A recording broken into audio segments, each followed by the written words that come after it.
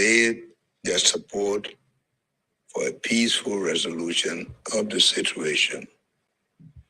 Their messages of encouragement and solidarity reaffirm Liberia's standing in the community of nations and strengthen our collective resolve to pursue diplomacy and dialogue.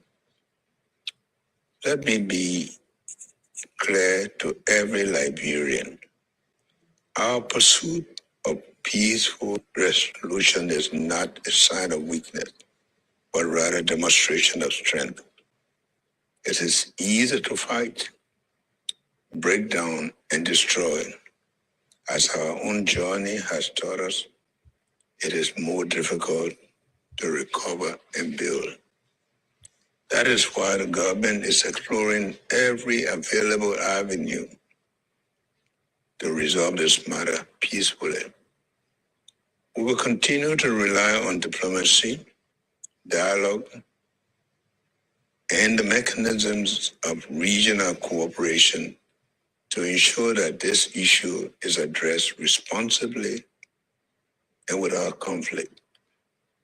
Liberia has always been a nation that stands firmly for peace. Throughout our history, we have maintained cordial relations with our neighbors and have consistently chosen cooperation over confrontation. People of our three borders countries share deep cultural, family, and economic ties that must always be preserved. Liberia has not only maintained peace within its own border, but has also played a significant role in helping to bring peace to other nations. From our contribution to the Regional Peace Initiative to our active participation in international peacekeeping missions, Liberia has demonstrated that our country believes strongly in peaceful resolution to disputes. Today, as we manage the situation, we remain guided by those same principles. My fellow Liberians, while we understand and are encouraged by the deep demonstration of patriotism and unity, I call upon all citizens, especially those residing in our border community, to remain calm and law-abiding. I also urge our people to avoid spreading unverified information or rumors that may cause unnecessary anxiety. Let us allow our security authorities and diplomatic channels to do their work. Liberia is a peaceful nation, and the peace we enjoy today is the result of our collective sacrifice, reconciliation, and deep determination to reverse the past after many years of hardship. That peace is precious, and this government will do everything within its power to protect and preserve it. Let us remain confident, remain united, and remain committed to the values that define us as a nation. May God continue to bless Liberia and keep our nation in peace. Thank you.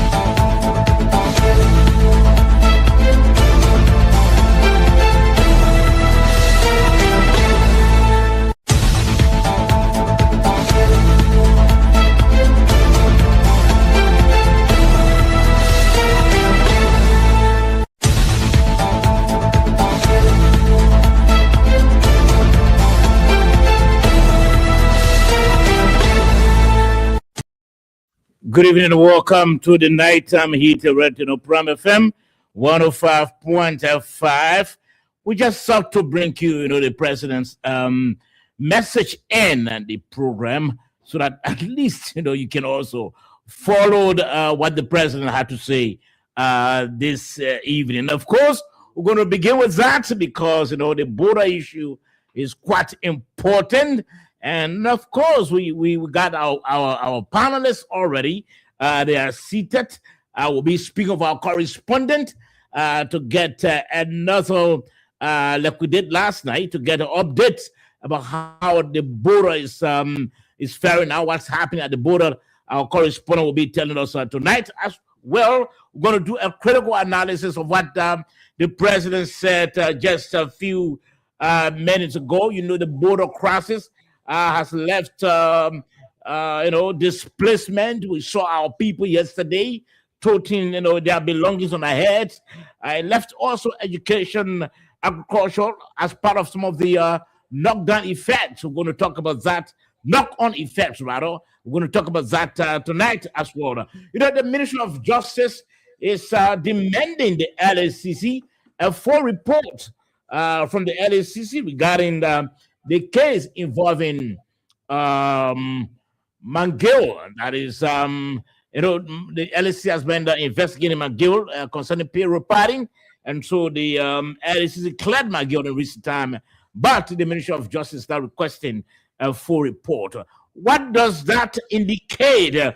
What is it that the Justice Ministry is trying to, what sort of impression is trying to create on the minds of the people? We'll talk about that as well tonight. And of course, disabled community members been in the streets. They've been talking about how they want some attention from the government. And of course, they made some startling revelation. We're going to talk about that, monies that they received from the Ministry of Gender for, about 120 or 125 for whole family. We're going to talk about that tonight as well. And then on the margin of our program, as you're quite aware, on the margin, the Ministry of Farmers has taken a major step towards the second developing the MCC second compact. We're going to talk about that tonight. Major step that the Ministry of Finance, or the government through the Ministry of Finance has taken. We're going to talk about that tonight as well on the program. And then I'm sure you're quite aware that the president should be meeting the Senate tomorrow. Well, we don't know exactly why that meeting has been called. We're going to talk about that as well. Let me try to welcome my panelists who are already here. Dave, no, not Dave today, because you came late today. In fact, you're going to forfeit that laurel. You came late. We'll give it to the formula this time around. Fumble, welcome to the program. Thank you so much. I'm glad to be here. And my apologies for missing out on yesterday. Yes, that's understood. Quite understood. Okay, George, welcome. Yeah, thank you. So it seems like I was not stable, my man. No, Then tonight, because he came ahead, or he gave it to him. No, good evening. No, we'll have to give the award to Fumble this time around. Good evening to everyone. I see Mr. Sandy. Mr. Sandy, congratulations. Welcome again on the show. Thank you for taking all your time again. Thank you. Mo, welcome to the program, Moses. Yeah, thank you. Thanks, Mr. Kennedy. Thanks, Mr. Family, Mr. George, and our friend Brother David Tagbe. I know I'm trying to take away from the lead. Forgive me on that. I just want to say, guys, it's always a pleasure being me up with all of you and our technical crew back there. Thank you for the opportunity. Okay, and so lastly, Dave Benedictus. Thank you very much. I wanted to show his phone tonight. In all fairness, look, I don't like to get awards on silver platter. I let it be competitive.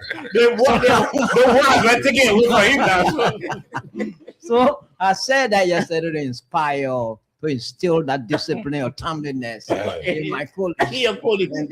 And I succeeded in doing I succeeded in doing that. Okay, so it's gentlemen. good to be here always, Sabad, and good evening to everyone. Okay, so gentlemen, welcome to the program, and let's keep the ball rolling quickly. We just listened. We thought to play a short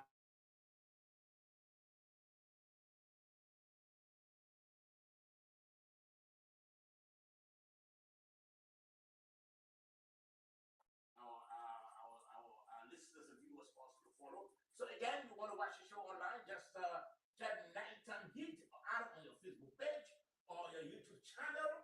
And of course, you're going to watch the show live and you're going to enjoy the show as well. Tonight, it promises to be very, very interesting. As always, our incredible panelists all are set to do justice to the topic tonight. I want you to share the live video as well. Share the live video, not to only watch the show, but share the live video so that your friends, your relatives, your partners can also follow what's happening tonight. Let's begin with you, Edwin. You listen to the president.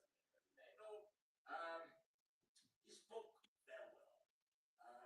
Indicated that Liberia is still using the diplomat route to get this whole border crossing behind us.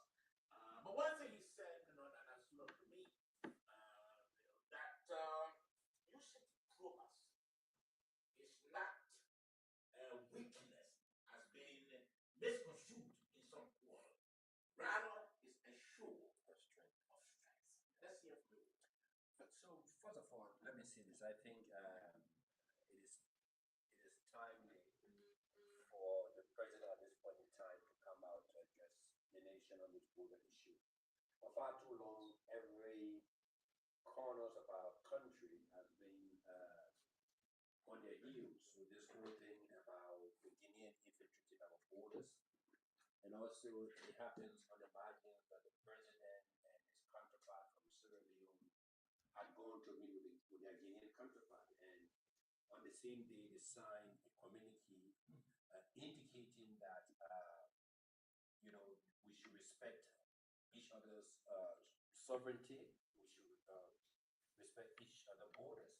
And then right out of that, in less than 24 hours, the Guineans again came back and took over our borders.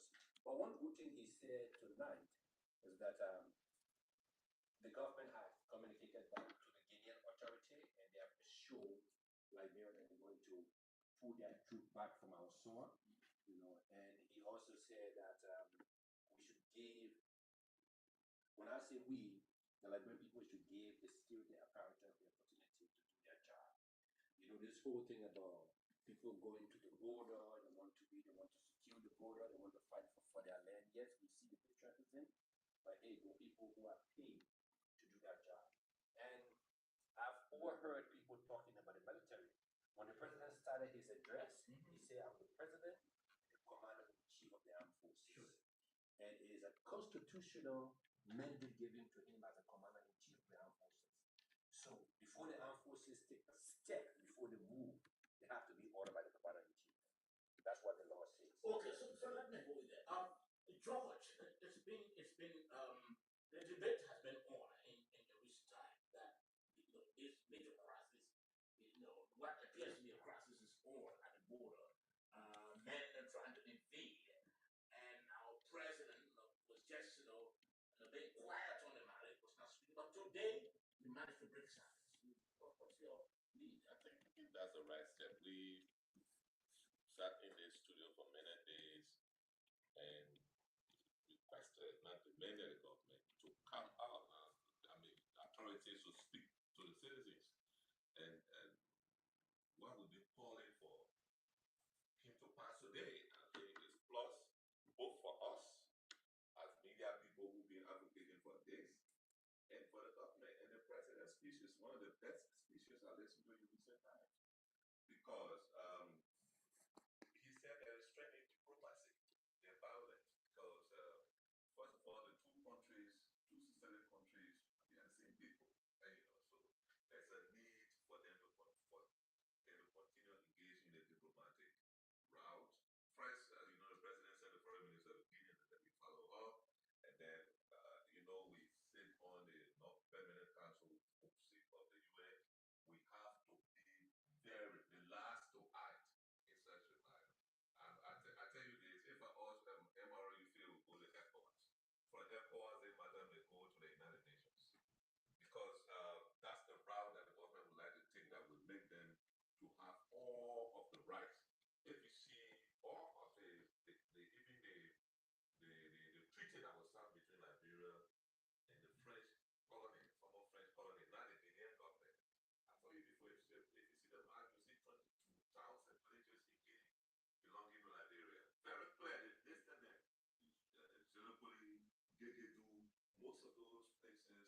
for Liberia. Liberia decided to get to a superpower supporter. America is saying we want our land in return to the both did turn to chaos. France will not be prepared to support Guinea because the Guinean authorities, since they started working, they started turning their back on this, on their colonial masters, who big problem. What don't need for all of this? Okay. And, you know, so Okay. diplomacy is the best. All right. Yeah. So, viewers, I think we are expressing some problem with with the internet tonight. Our producer is trying to sort that out. So, hoping that you can just bear with us. That's beyond our control. It's an internet situation. But Dave, let's hear from you. You listened to the president just few minutes ago, and this is one thing that people been advocating that the president breaks silence, as leader of the country, to arrest the hope of the people, to calm the nerves, and finally the president has done it. So, The first thing is that under such circumstances, the president would have just hastily given a speech. And because of our impatience in this country, the president, the president won't talk. The president could have spoken prematurely without exhausting certain things. And another thing, the president was reflective of the past, very reflective of the past. What came from the years of war, the destruction, it's easily destroyed, but it's difficult to build. So the president was reflective of the past. And he prefers, or Liberia prefers using diplomatic channels and not using hostility. And apparently, some Liberians expected that our soldiers, should have gone into action without the go ahead from the commander in chief of the armed forces of Liberia, or even expected the commander in chief of the armed forces of Liberia to have given our soldiers command to engage the Indians. But I think they have always heard that President Walker is ambassador.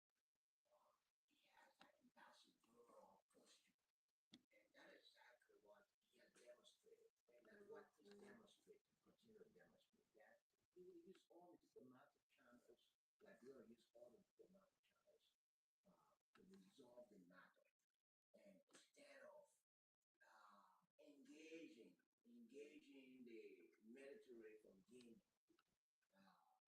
the way they expected Liberia would have engaged them. But at least the president has demonstrated some degree of maturity in diplomacy. And I urge him, the president.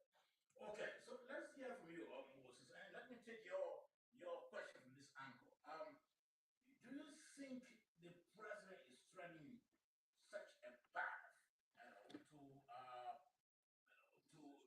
handle the matter diplomatically because of our non-permanent seat that we are occupying? The president is trying to make the world to understand that this country believes in peace and that spark about we went through years back. Do you think it's against that backdrop, Moses?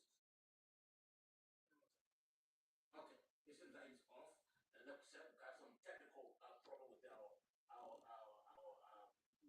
internet tonight. We're hoping that it can be sorted out. Moses back on. Okay, so the internet's on. I'm hoping that Moses will come back.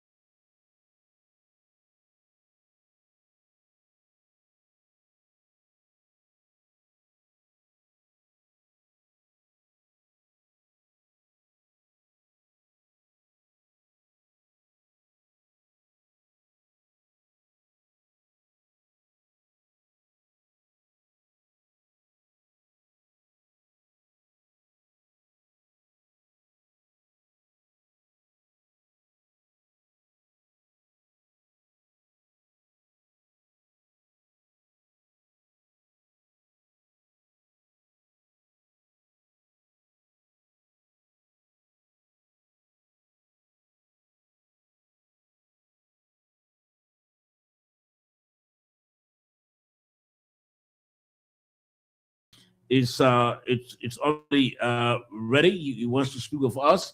Our correspondent from the border, very very short will speak with him.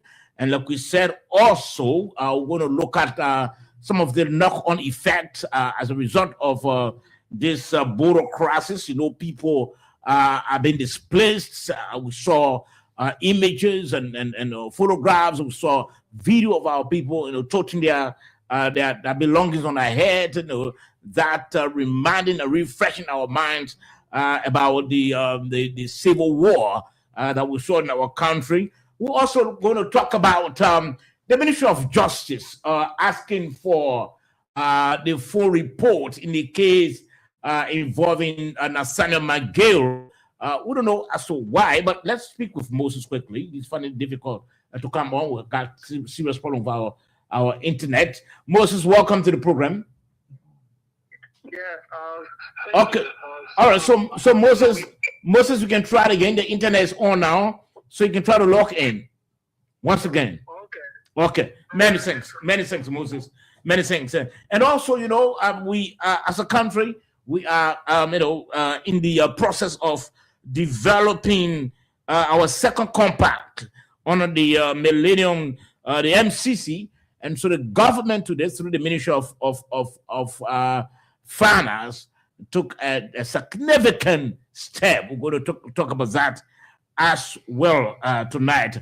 And then President Boakai will be meeting the Senate tomorrow. We don't know exactly why that meeting, but we're going to look at that. We're going to talk about that tonight. I know my incredible panelists are all set, you know, to do justice to the discussion. Moses, are you back on?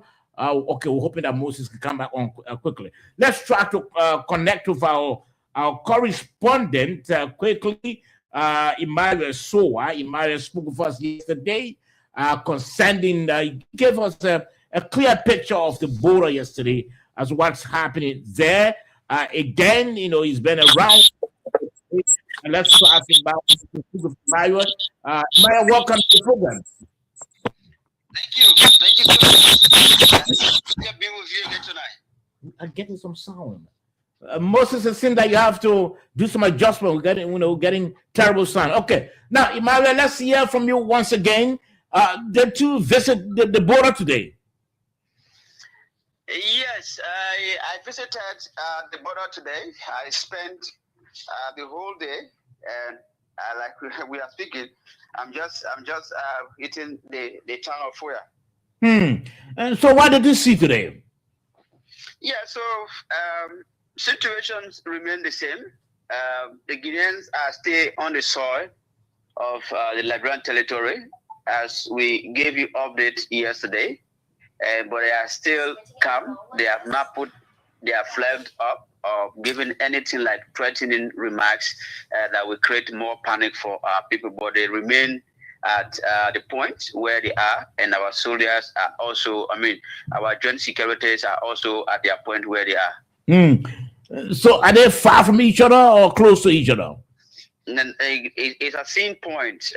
There's a little distance, but you can stand and see where they are. They also can stand and see where our securities are. Now, yesterday you said the men from Guinea, you said approximately 40 individuals. Are they still in that huge number, or have they reduced the number now? Yeah, so these are securities. Sometimes you will not see them. They can take cover. But the number we saw yesterday when we went, and with the number that we saw there this morning again when we went there, it's not the same. There are others that we even saw yesterday among them this morning.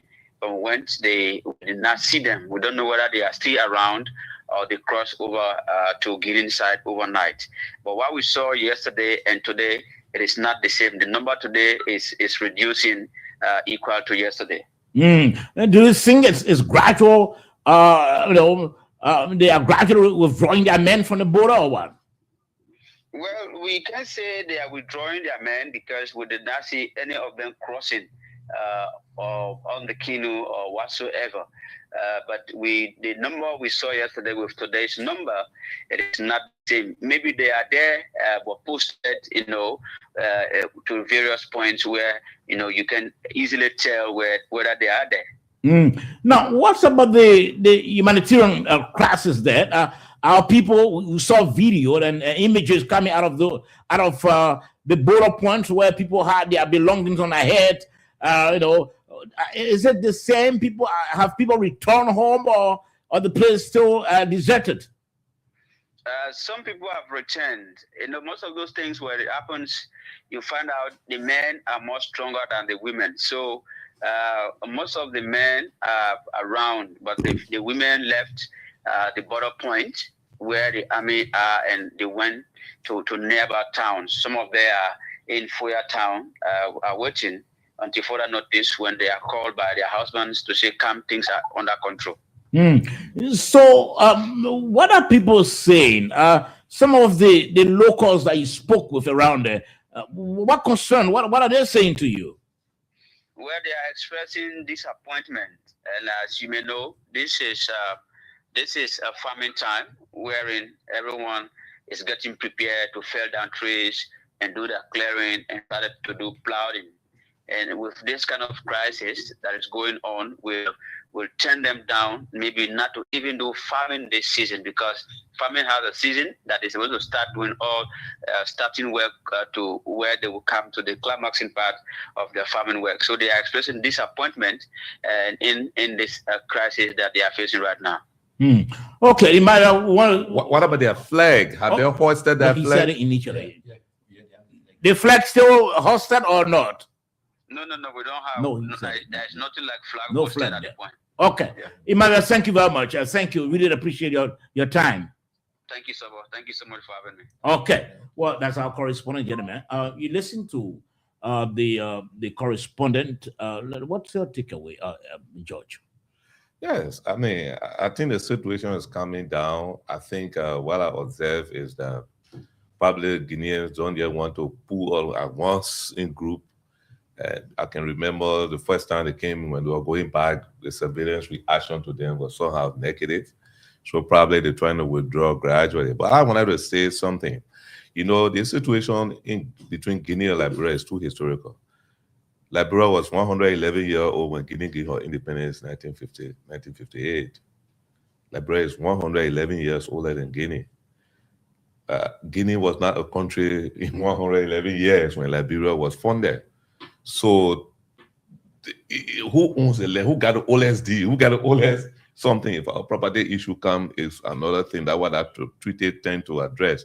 And so this situation will be resolved. That one family divided, what a group on that side, you heard the people on the other side speaking Kisi, to the other people across the side speaking Kisi, because it happened in the Kisi settlement, how it happened to the Loma settlement, you will have heard Loma people speaking, how it happened to the Pele people settlement, you are seeing it, even the Madigo, you will have seen it. So it's just one people.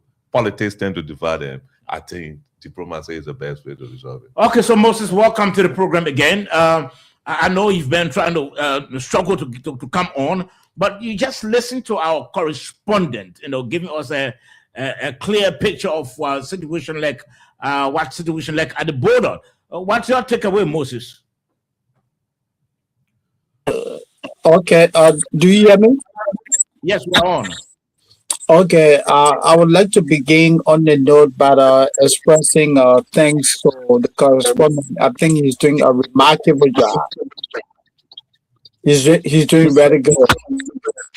Yeah. What he's telling us, I'm hearing echo in the background. It's from your, It's from your end, Moses.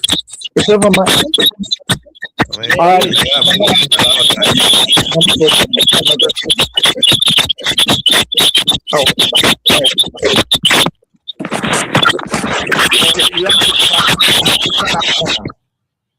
Okay, you have to come. You have to go off and come back on. Are you listening to the nighttime heat?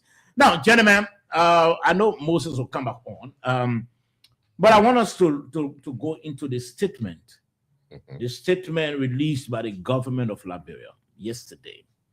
In fact, we're at the tail end of our program, close to end the program when the government released the statement, so we couldn't really go into it, in totality.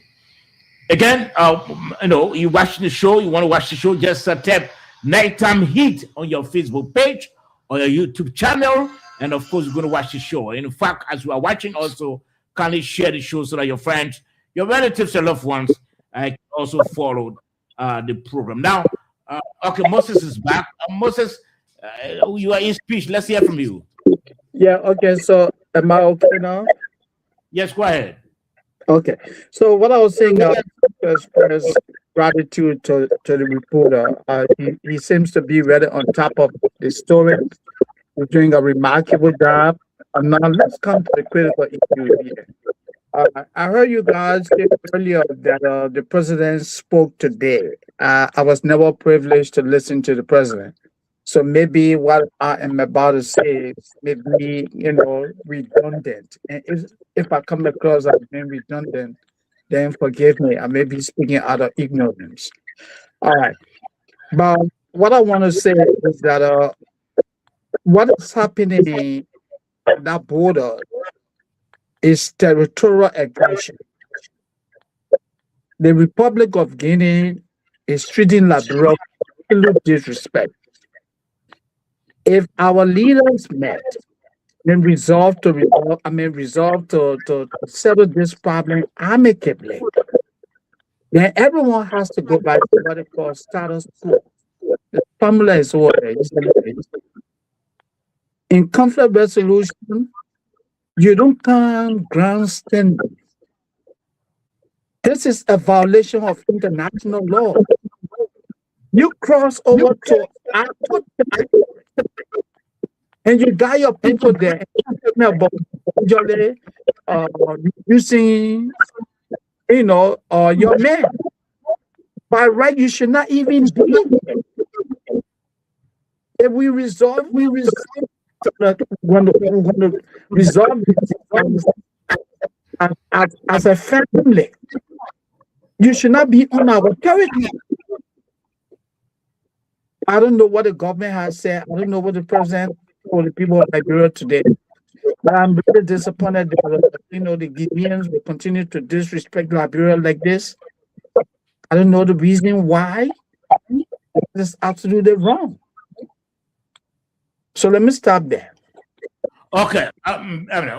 Basically, Moses, the president was only trying to emphasize that Liberia will continue to be on the path of diplomacy to find an amicable solution to the crisis, and that doesn't mean that Liberia is weak.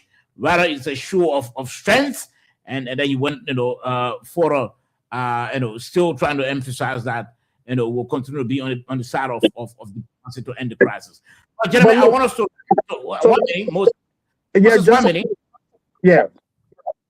One minute. I want us to look into the statement yesterday that the government released. Part of what the president said is in this statement, but there are other, information that this statement contained as well. So I want us to go through this statement. Maybe I think Moses, you have to go off and come back on. Lower the volume of your set there. Yeah, Mike. I got everything off here. I know where it's coming from, but I can still go and come back. But let me just say this quickly. What I want to say here is that while it is true that we want to resolve this diplomatically, our president or the people of Liberia need to tell the Guineans that they resist, they oppose the territorial aggression. That's what we call being what? Assertive. When you are hurt in a calm and respectful way, tell people how you feel. Mr. President, you can't keep dragging your feet. This man has disrespected the people of Liberia. We're not saying go to war, but we need to tell the Guineans that what they have done is a violation of international law. Okay, so Moses, let's hold you there. Moses, let's hold you there and go into this statement that the government released last evening quickly. the government of Liberia wishes to inform the public that the situation along the Liberian-Guinean border in Lofa County remains under close attention and is being addressed with the utmost priority. In this regard, the government of Liberia, Guinea, and Sierra Leone have issued a joint communique. Okay, like the president said yesterday, but this is what I want us to look at. Well, in order to maintain stability and support the ongoing efforts to restore the status quo along the border, the government of Liberia announces the following immediate measures. This is where I want us to go. All activities of BK Enterprises, as well as send money or any money activities of any other companies in the Lofa border area, are hereby suspended pending the outcome of a comprehensive investigation by the National Security Council of Liberia. Now, gentlemen, this is one of the measures that the government has taken. Let me go forward to read a second. Citizens residing in border communities are urged to remain calm, law-abiding, and to refrain from taking matters into their own hands. Joint security forces will continue to manage the process of restoring calm and ensuring the safety of all residents. The government cautions against the spread of misinformation or disinformation intended to sensationalize the situation or undermine the national peace and security. Now, gentlemen, there's three measures taken by the government. I want us to look at the first one. The media has been reporting that the crisis or the border dispute was triggered by the activities, some money activities involving the BK companies. It was also reported how the Guineans came and seized equipment and took it to Guinea.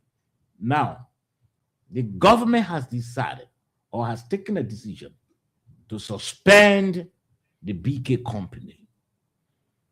Gentlemen, do you think the government needed to have gone further in this statement by indicating either the owner of the company and how did the company acquire the licenses and what sort of action has been taken against the company? Because it is understood that if this company had not gone to do the money, today what we are hearing would have been heard about. Gentlemen, do you guys believe, and this is a discussion, it's not intended basically to peddle any negative narratives, but it's basically intended also to make our people to understand there are people listening and wanting to know the root cause of what has happened, what brought this whole border dispute. Do you think, and let me begin with you, Mr. Fambola, do you think the government needed to go further?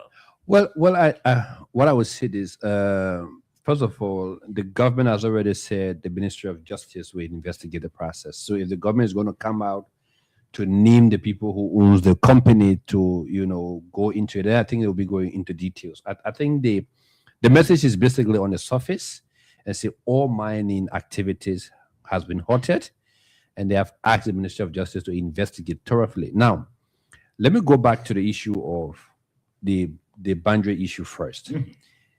Under international laws, rivers are natural boundaries. So when they fall between two countries, specifically that particular river belongs to the two states. So whenever you're doing anything on your side that's going to have an adverse effect on the other people's side, it should be in the know. So if you're going to do mining activity, and like you rightly said, because for far too long, we've never had Liberia, Sierra Leone, between Liberia, Guinea.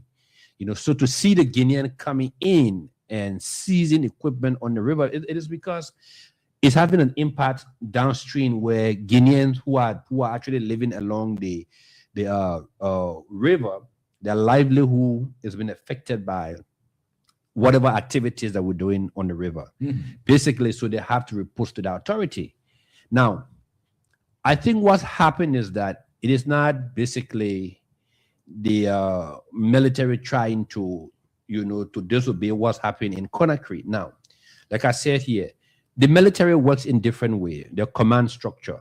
The commands come from the heads of state. So once the heads of state pass that command, it is executed.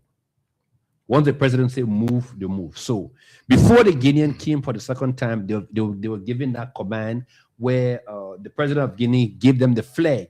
So you go and make sure that every inch of our territory is being protected. Now, from Conakry all the way to our side, those who've been that route, they say it's very far. Sometimes it's 2 days.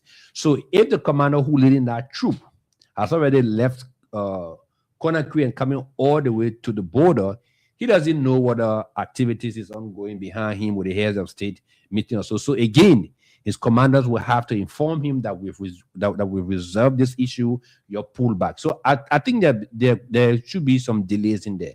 But again, if there were many activities ongoing on the Makona River, the Menacona or whatever, Yeah. So if there was any minor activities going on without the knowledge of the Guinean authority, that was wrong on our part. Now, do you know who owns the BK company? So that is the biggest question now that needs to be answered. But that's the reason I asked the question. Don't you think the government needed to go further by saying, look, we are suspending all activities involving this company owned by Mr. John Brown because it has been speculated that the entire border crisis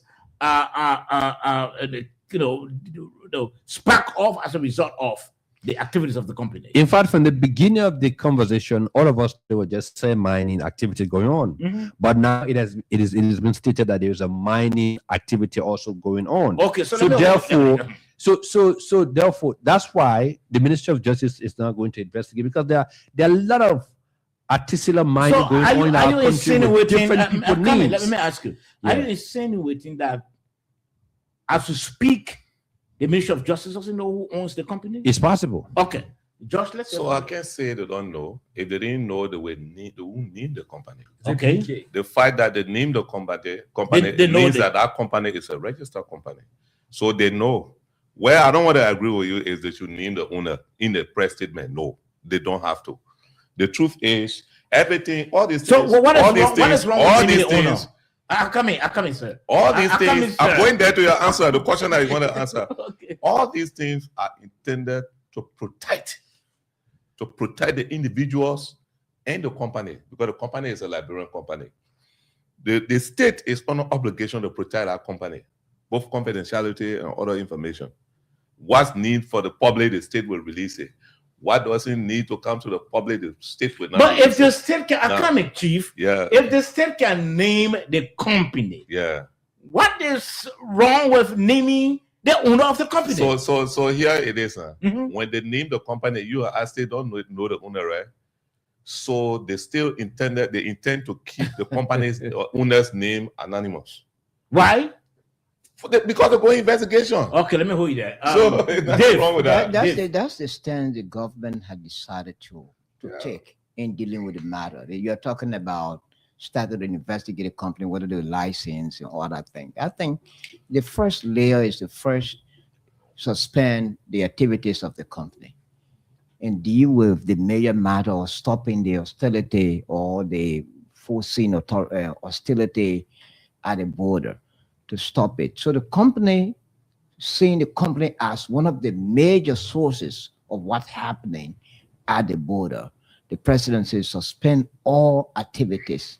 And after the two parties should have resolved the matter, Guinea pulled back and the border returned to normalcy, then maybe the president or the government will try to go into the details about how the company got licensed, whether whether it met the acquiescence of the Guinean government. The fellow said it that the river belongs to the two countries because it's a natural boundary. So anything any of the parties does in the river, quite frankly, it would have some rippling effect on the other. So this is why it should be coordinated between the two parties or the two countries.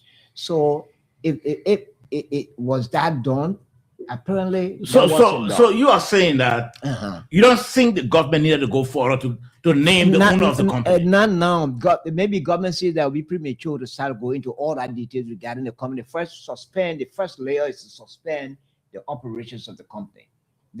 Because it's been speculated.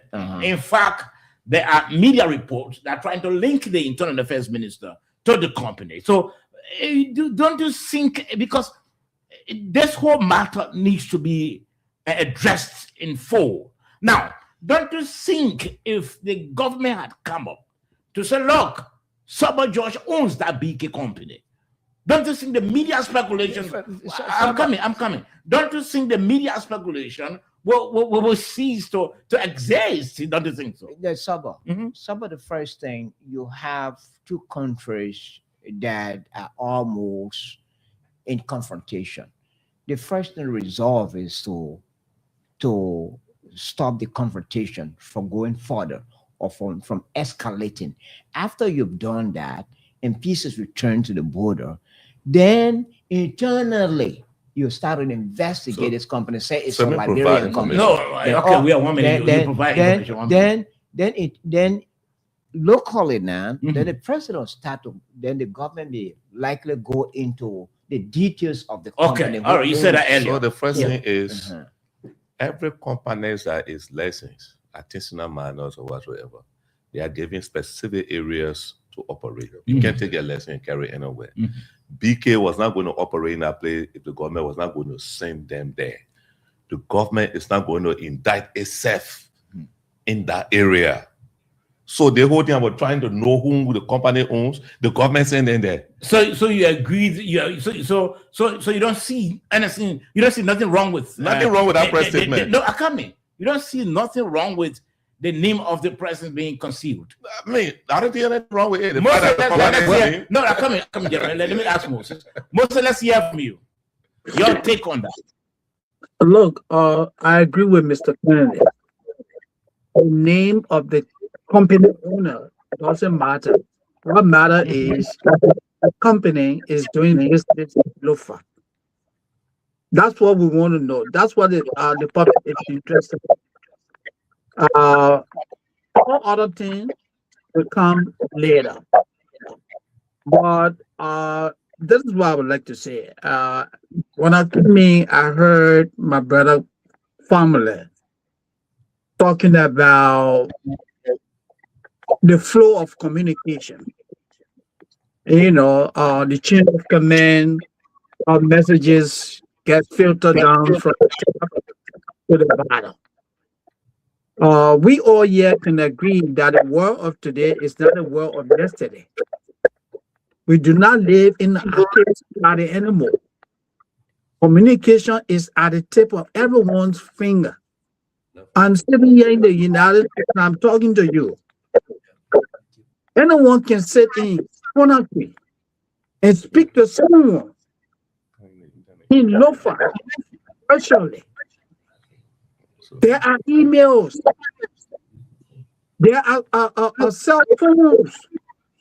We do not need a courier to travel from Lofa, to travel from Conakry, to wherever this problem is taking place.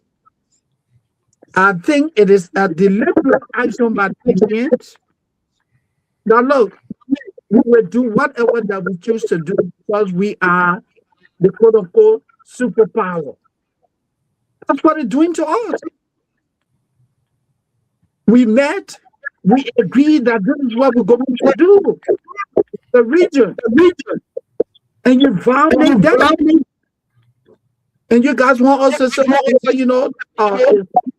it's how the military Mr. Famla, I beg to disagree. Okay. And then another thing I want to say quickly, Osoba, for the fact that the Liberian government even came up to say, look, we want to put a halt to sand mining. Is the Liberian government trying to admit that because of the same money, that's why the Guinean, encroached on the territory of Liberia? Is that what the Liberian government is saying? Is the Liberian government saying that because of the same money has become a concession for what is happening in that part of Lofa? Is that what the Liberian government telling us? The government has to come clean and explain to the people what created this problem and how they try to solve it. And the government is not saying that. Moses, Okay. I think you need to do a statement and send it to the president. I gotta read. So let me just respond quickly to him. And I want to tell Moses, yes, we live in the age of technology, but right down here, Cape Mount, which is just few drive away, there are places in Cape Mount you can't even use your telephone.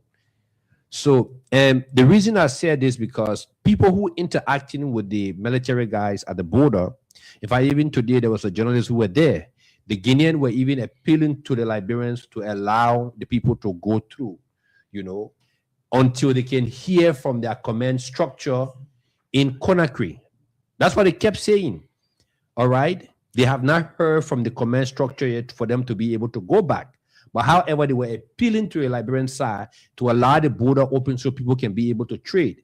Our Liberian security forces said, no, the border should remain closed until they can resolve this issue. So that's why I said it could be the issue of chain of command, because the military does not move how the paramilitary move.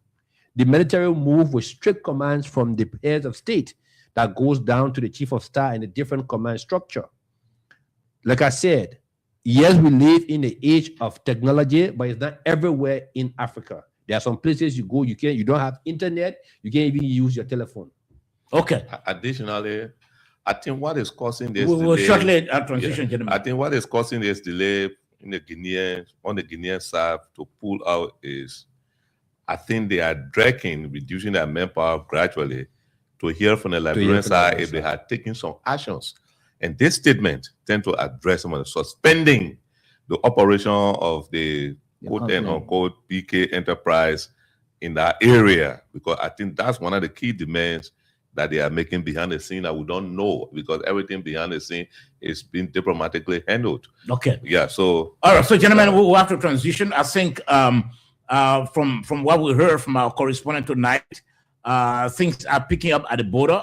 He said that the number of Guinean soldiers he saw yesterday, that number has been drastically reduced.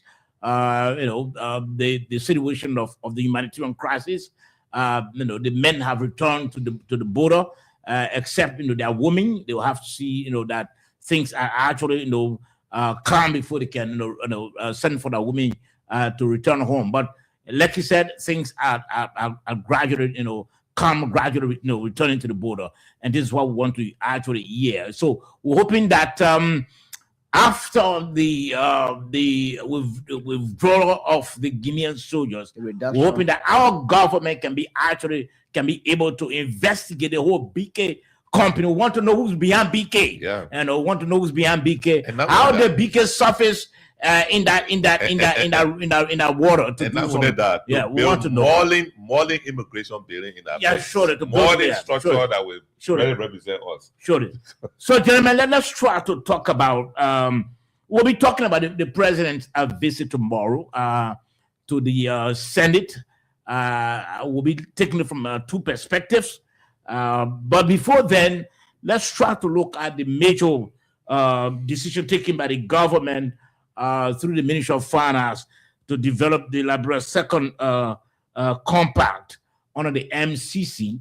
We understand the government has taken a step. Let's try to read the statement, and we'll all talk about that quickly. Let's get the photograph of the gentleman on the screen.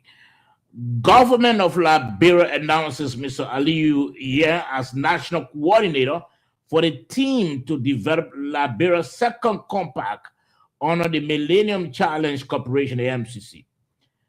With the concurrence of the Millennium Challenge Corporation, the MCC, and the approval of President Joseph Yuman Boyka, Mr. Aliu Fuayen has been appointed national coordinator to lead the team for the development of Liberia's second MCC compact, following a competitive and rigorous evaluation process that included technical assessment, structured interviews, and a comprehensive review and background checks on professional qualifications, experience, and character conducted by both the government of Liberia and the MCC. Ms. Yen emerged as the most suitable candidate to lead Liberia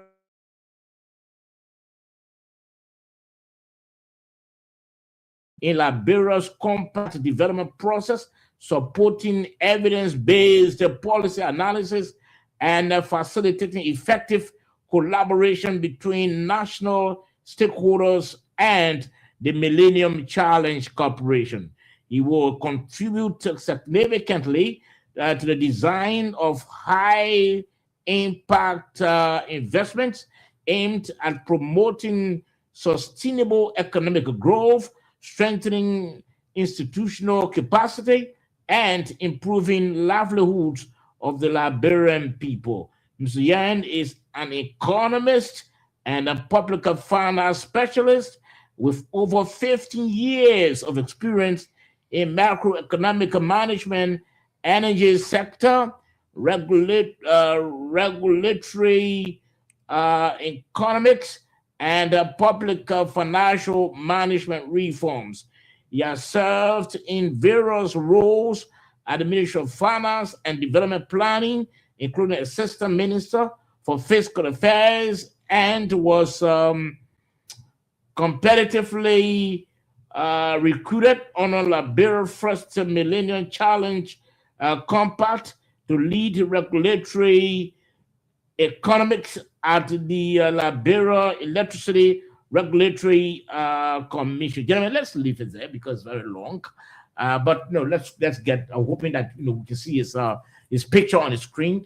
Let's hear from you. You've been part of this whole compact. So basically, I just want to congratulate Mr. Ali Fuayen, a young man, very young, but when it comes to competence, and he's among the best that Liberia can boast of in our generation. I know Ali very well schooled. We went to the African Methodist. I agree with you that he's amongst the best, but do you think he has the capacity Certainly to he lead has. the development of the compact? Certainly he has, because he crossed across all of the sectors that the compact is looking at. Mhm. This was one of the first young person that President Sirleaf recruited to work at the Ministry of Finance, assisting Minister for Expenditure, and he performed exceptionally well.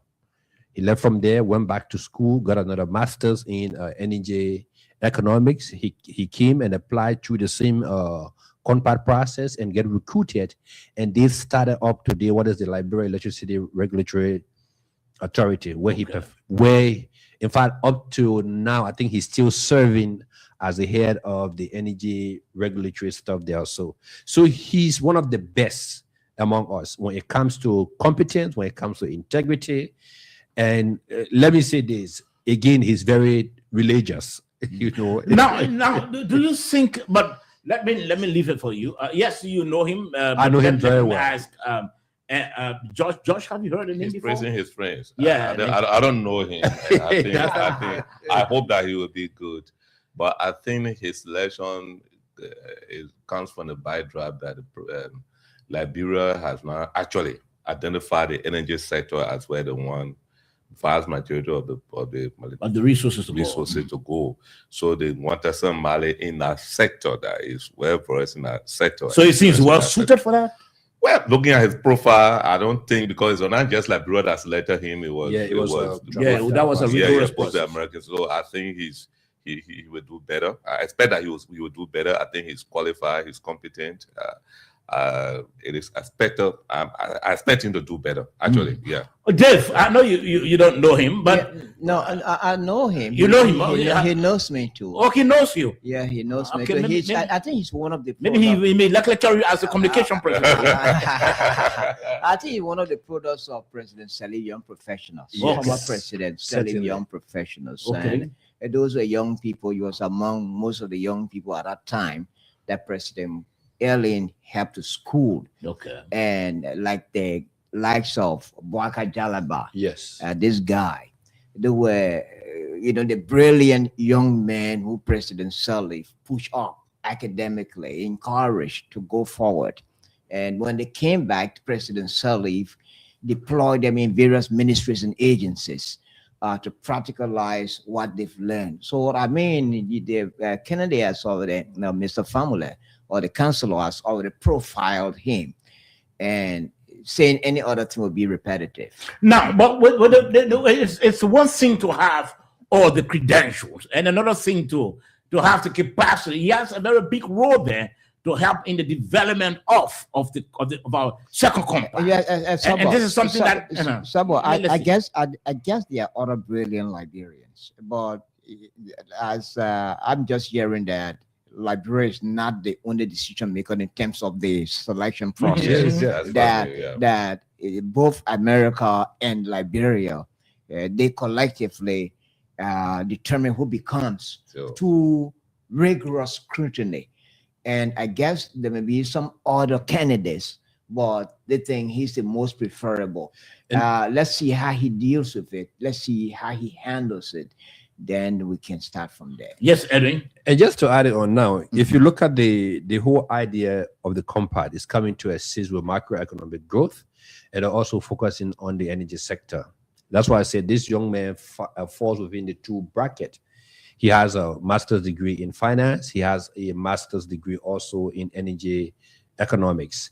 Now, the other thing that I actually wanted to add on is that during the transition process, he was part of the energy cluster team.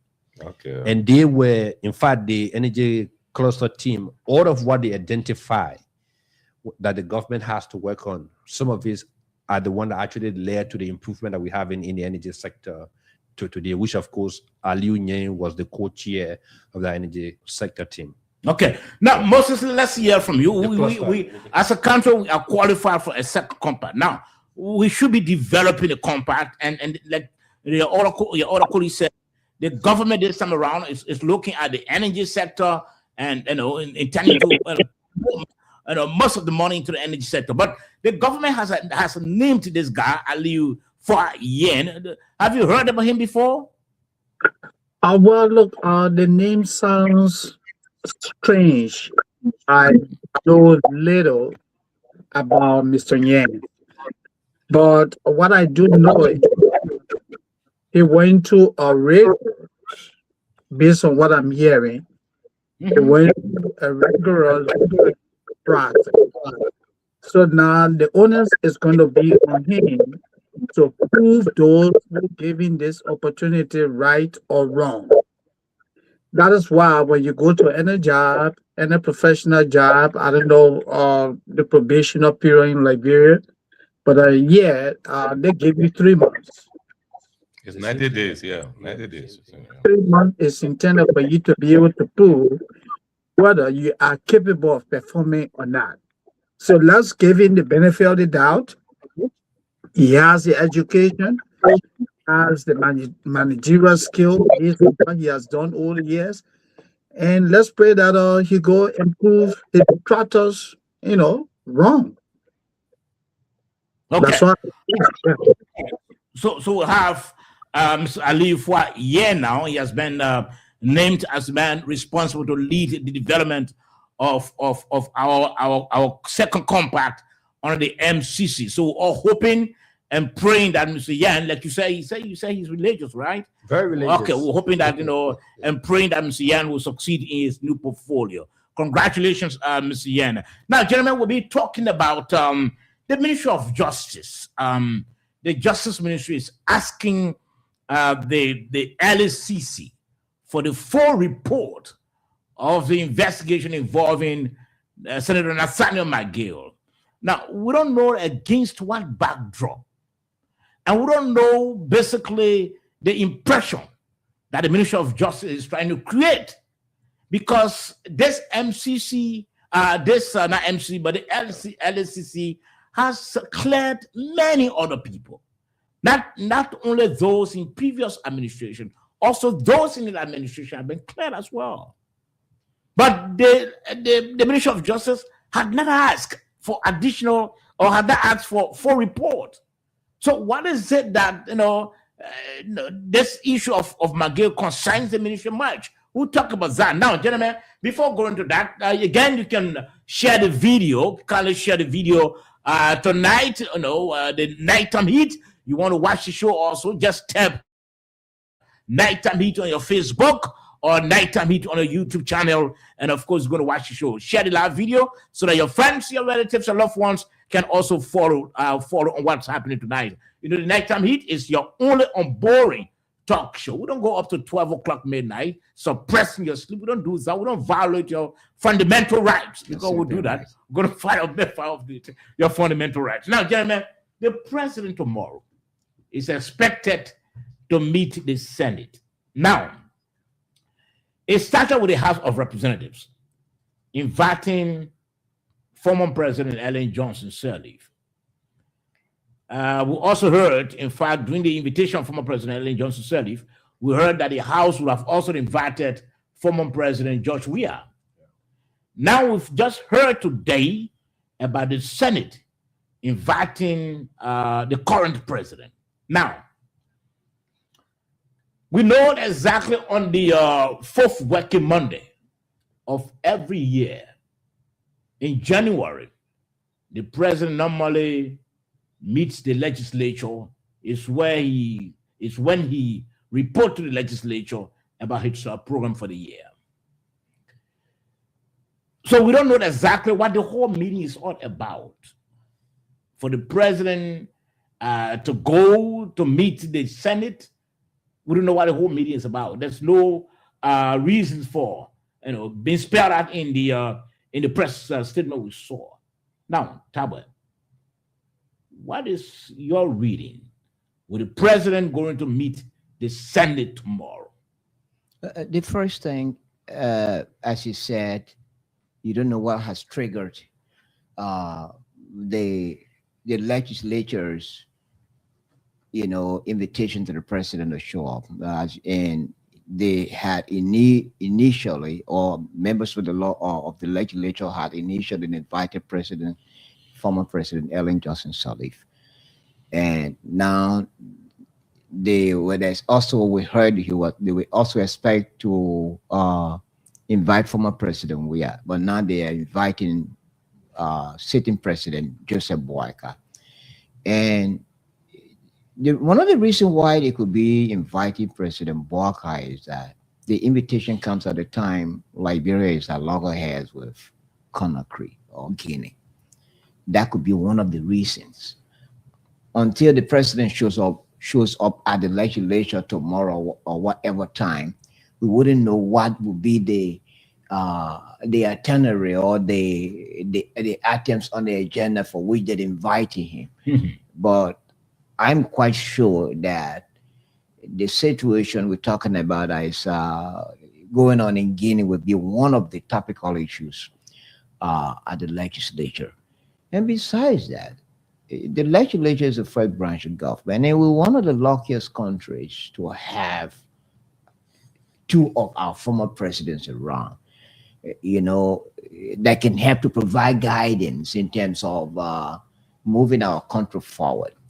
The lawmakers could be soliciting their views on some specific national issues of concern, or needing their advice or direction as to where does the country go. So that's my reading. They're not calling these former presidents or the current president basically for some wrong they must have done. But as far as I'm concerned, what my reading is that they're calling them to compare notes with them, to seek their advice on some specific national issues, as I said earlier.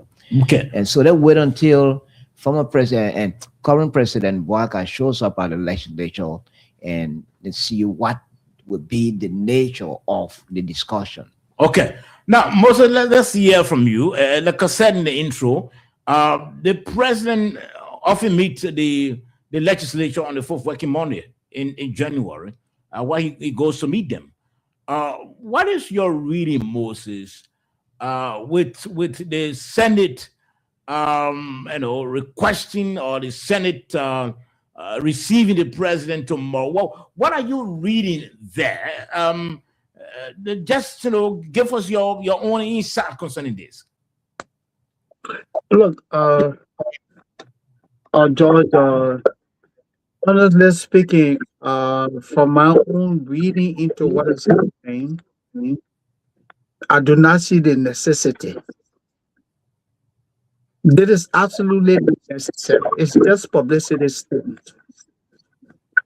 And look, like you said, the president reports to the legislature on the fourth working Monday in January every year. The mayor has already done that. If you have a crisis, then the legislature is the Senate is a control of the legislature. If you want the sitting president to appear to speak to the lawmakers, joint houses on the prevailing situation in Ofa, you can do that. That would be more appealing than to ask the president to come and sit with you in your chamber. To talk about what? I listened to Edwin Snow this afternoon before this podcast. And Edwin said, look, the president is going tomorrow. It's just going to be one of those routine discussions. Now, what you want to the mayor from his business you to come and crack jokes with you? Don't you have committees? What is the role of the committee on the executive that they don't have? If you want to discuss the president on national issues, you have to go to that committee and ask for a meeting at the executive mansion with the president. And you tell him to come to it, you what? I think it's publicity stunt, man. Okay. Yeah. All right, let's hold it. Edwin. No, let George go first because I want to probably bring. I disagree with Mr. Sandy. You see, our constitution give us. We have 3 branches of government. Constitution says they are separate, distinct, but they are coordinating. In fact, this is one of the best governance practice that I'm about to witness, where the House of Elders and the legislature has 2 horses. No, none of those horses can make decision for the other in the legislature. So when the House of Reps pass on the bill and the Senate does not pass on it, that bill will be sitting there when the Senate can pass on it. No matter how many votes the House of Reps put on that bill. So now they control the other, so the House of Elders decided to sit with the president. A lot of things that Mr. Tagbe was saying. If Liberia never had good administration by now going firing a Guinea border, probably they want to get some details of what happened. And Mr. President wants to way forward, and then they get it. But the president has spoken tonight. It's not enough. No, but the president has spoken. What came out tonight in the statement? What is necessary? That may be, There may be some detailed information that may not be said in the president's statement that the Senate needs to know to make decision, whether financial, whether whatever, to support whatever operations. Okay? So the Senate needs to know. Number 1. Number 2, we are sitting at the UN. The Senate may want briefing on it behind the scene to know what is going on. The Senate may want to know budgetary issues based on the arrival of the machines, all of these things, some of the funding issues. That's one of the reasons why when we talk about recasting the budget. The FOIA bidding. Yeah, the FOIA bidding. So you hear Senator Koga saying all the time he will find the time to ask the president about these things. these things and many other things, they are good. The pro tem always go to the president's house, like was the speaker. So is it wrong for the president to go there? That was good leadership. It's been an excellent leadership that I see here. I think it shows that those branches of government are working together for the common good of the people. We don't want division where one branch is saying this, the other branch saying that, and the other one saying those. I think this type of meetings are very necessary. And additionally, sorry, No, you Sabo. spoke already. No, Okay. additionally, Yeah. Sabo. Yeah. Stop doing this. But you spoke already. No, Additionally, additionally, all right, Sabo. go ahead. Yeah. Additionally, Sabo. Look, Sabo, constitutionally, it's not forbidden for the president to meet the House of Elders or the legislators. That's why he has. That's why the president has the One time in a fourth year. working Monday. One time The a year is president not has the enough. fourth working Monday. Sabo, This when the Constitution allows for him to meet the legislature on the fourth working Monday. So, is it constitutionally wrong for the president? During the last now, okay, let me leave you there. constitutional Let me leave law. you there. During the last, and so- there's the question I want to ask you, Edwin. You've been around, right? During the last 12 years. Why are you laughing? No, I'm not talking. During the last 12 years of former President Ellen Johnson Sirleaf. There was at no time she was invited by. All right, please. So let's go ahead. Let me say That's this. recorded now. Okay. In as much There was no time. in as much as we want to put the politics around it, Mhm. but I agree with Moses 100%. Look, we need to be very careful here. Mhm. There's a reason why the framer of the Constitution set a date and gave a constitutional mandate to the president that Article 58 of the 1986 Constitution is clear that the president shall give the annual report or the annual message of the state of affairs to the national legislature, which covers everything. It covers expenditure, it covers the security, it covers rule of law, it covers the progress of the country, the foreign affairs, everything. In the legislature, there are various committees. That's why when you saw the president in Guinea, Mhm. the president did not go alone. He was accompanied by the head of the national security Mamo Cyrus. at this Liberian Senate, which is Momo Cyrus. Look, we need to be very careful here. You see, there's something in law called precedent that you don't want to set. Yes, we agree. There are three branches of government, separate but coordinated. So in the spirit of coordination, yes, the president can come and have a seat with you guys and so, but if it's not properly handled, Mhm. tomorrow other succeeding government will come and they think that it is their right, it is a constitutional right that they can summon the president at any given time to come and sit with them, which of course that's the bad part. Now, the authority of the state of the executive is in the president alone, so the president carries serious authority. The legislature, the authority is not in one individual, it's in the numbers. It's in plenary. Is in plenary, right? So the leadership, there's a leadership of both houses, the leadership of the Senate that comprises out of the various heads. If they have pressing issues, they can go to the executive mansion and say, we want to meet with you, Mr. President. He will give them audience. They have done many times. The pro tem, the chairman on executive, the chairman on foreign affairs, the chairman on judiciary, the chairman on national security. They can go there and sit and talk. Now, I know the Senate, the legislature is going on break for the first quarter. So maybe it's in the spirit of that now. They try to say, okay, Mr. President, we finished everything. You can come and sit with us so we can have tete-a-tete or so. But whenever you're doing things that has to do with the governance of the state, you have to be very, very careful because you don't want to set a precedent. Are you suggesting that this president is not careful? No. What I'm saying, you have to be very careful because if you're allowed to be, I see now. if we go ahead and make this a precedent, maybe 10 years down the line, It happened before. another group of legislators can just sit down. When did this happen? and think- Yeah, do the So- research. so I'm The asking, Ellen when did it Johnson happen? Sirleaf. No. We have. No, I can't. coming When at did it you. happen on Ellen Johnson Sirleaf? Chief, 12 I years in can show it office. to you. you give me time. No, we're not to talking finish, about. though. We're not I talking remember- about. No, Yeah, go ahead, now, go ahead. what I'm saying, 10 years down the line, 12 years, because these things are documented. The records will be there. Some other Senate might come out. We may not be around, or we may be all sitting, and then they believe that they have the right to summon the president.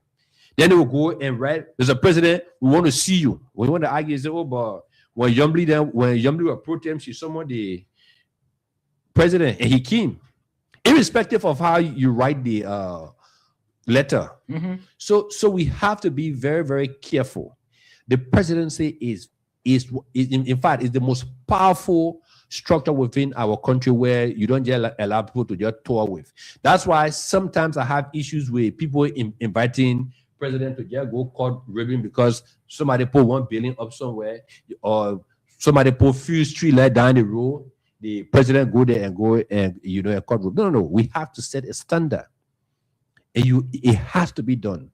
We borrowed our constitution from the United States, right? You don't see Congress without the president having that constitutional duty to go and address Congress. You don't see members of the U.S. Senate inviting the president to say, "Come and sit with us and talk." You don't see that. But members of the various caucus, like I said, members of the various committee can meet with the president at the White House if there are national issues to be discussed. So I think we should keep it that way. That's all I have to say in this matter.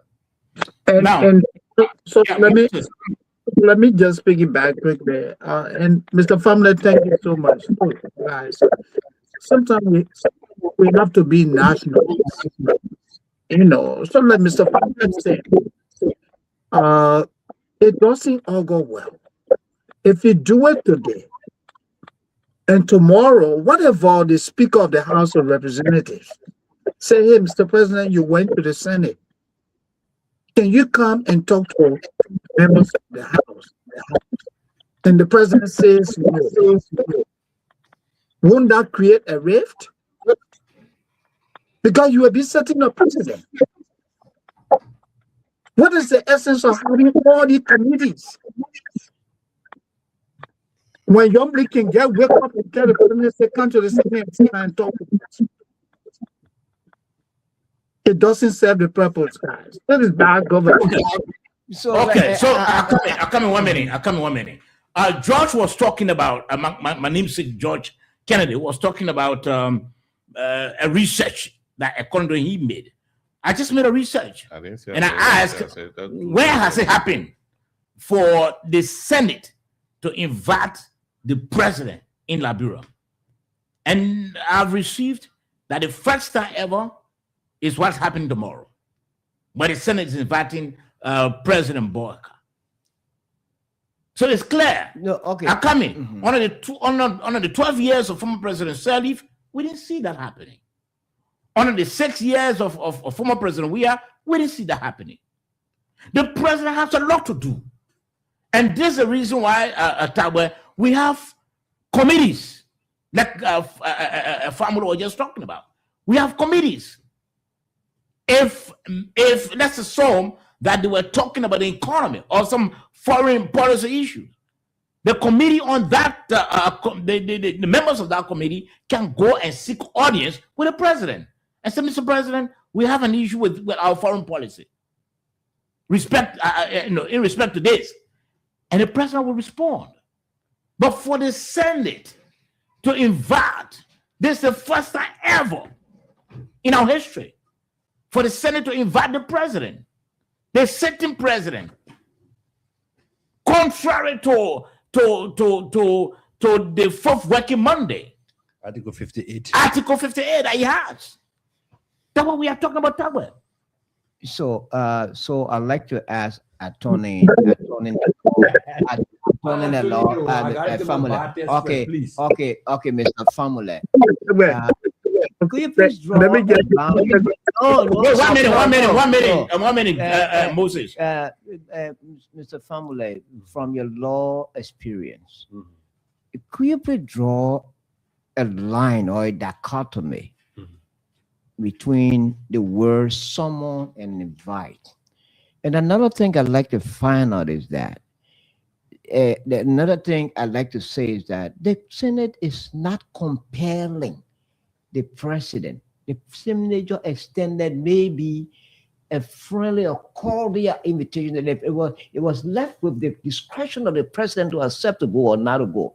You're talking about the issue of precedence. That tomorrow another president will come and another legislative body will come and invite the next president and say, any other group did it before, so we got to do it. It's not constitutionally binding for the president to be invited after addressing the Senate at the beginning of the year and for them to say, come and sit down with us. So all we're doing here, we are just preempting. We don't know why he's being invited. And it was left with discretion of either accept it or not. And the legislature will not have had problem with that using our discretion. I'll come in 1 minute. That's my argument. I'll come in, Dave. You know the reason why many people didn't pick up the invite by the House of Representatives to the former president. I want a man to answer. No, I'm just saying. No, I'm. You know the reason why? Because the former president is not the one in office now. They invite her for some. She's an ordinary citizen now. As ordinary citizen and for some opinion. Yeah. That's why they invited her. So, I know. But unless I know you want to debate a sway on your side. So I want to It's debate not this about way on your sway side. on So my let me just respond to him. Invite and someone. But let me read. Let me read what we have here. context. Let me read what we have here. Let me read what we have here. No, Let me read what we have here. George, your research you say you made has failed miserably. It has never happened. It's never happened before. So let me read. No, you said no. You are breaking here. You can go back to the recording. You can go back to the recording. These are some of the dangerous things that happen. On critical issues, when you tend to misquote people, it's dangerous. But you say you were breaking here. We say who break and say what? Kennedy. You say it happened. Kennedy. Do your research. No, you said I said we're going to do research. Okay, and we'll see it's not a bad thing to happen. And we still stand by what happened. It is not bad thing to happen. It is the spirit and intent. No, we're not saying it's bad. So that is the message. It's something that has not happened before. Doesn't mean that can happen. It can happen. Okay, so there's a reason why it has not happened before. So you accept that? First of all, he asked, what is the difference between invite and summon, right? It depends in the context that it's been used. Now, a judge can invite you, say, Mr. Taiwe, you are invited to come to the court to explain X, Y, Z, right? It still means that he's telling you to come. A judge can also summon you and say, Mr. Taiwe, you are summoned to come to the court. It still means that he's asking you to come. But the second one now, if you fail to come, there's a penalty that you get, which is the summon. And what is the summon? Yes. That's what I asked that question. Okay, so yeah, but again, they're not someone. That's why I said no. They Nobody said there's someone in the president. What I'm saying here is it depends in the context and the person and how the person who reading it and interpreting it. So how you read and interpret this invitation to the president? In your reading and interpretation. Listen, because someone listen to me now. Yeah, I said we don't want to start setting up president. Now, let me tell you, the legislative branch of government has three functions, three cardinal functions: lawmaking, representation, and oversight. They do oversight over the executives. Fine. Who has the executive? The president. Okay. I didn't want you to Now, you answer. You. Yeah. You just ask that. Yeah. That is why. When the president appoints, the Senate have to confirm. That's oversight. Now, the framework of the Constitution intent was to have separate functions of the government and not allowing them to collude, where you start having one of the branch of government being neutralized by another branch of government. The executive has two powers: power of the purse and cohesive power. The legislature has the content power, oversight power. You know, your own explanation.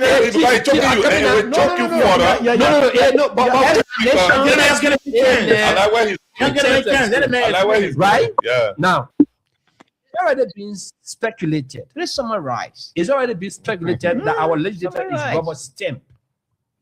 And most often when you see the legislature trying to distinct themselves from the executive is because they don't want to be diluted and people seeing them as being, in the pockets of the executives. Has been an extension. Has of been the an extension As of the Mr. Sunday can executive. say, yeah. That is why you always want to see that separation of powers. Mr. President, yes. That's why I say if there are national issues, there are various committees heads. They can get together and say, Mr. President, we're coming to see you. Once They you can go go to- to the executive mansion, you No. will give them audience, they will sit and talk. Now, what somebody just said here, it is the upper house today. Tomorrow, it could be the lower house. Mr. President, we want to see you.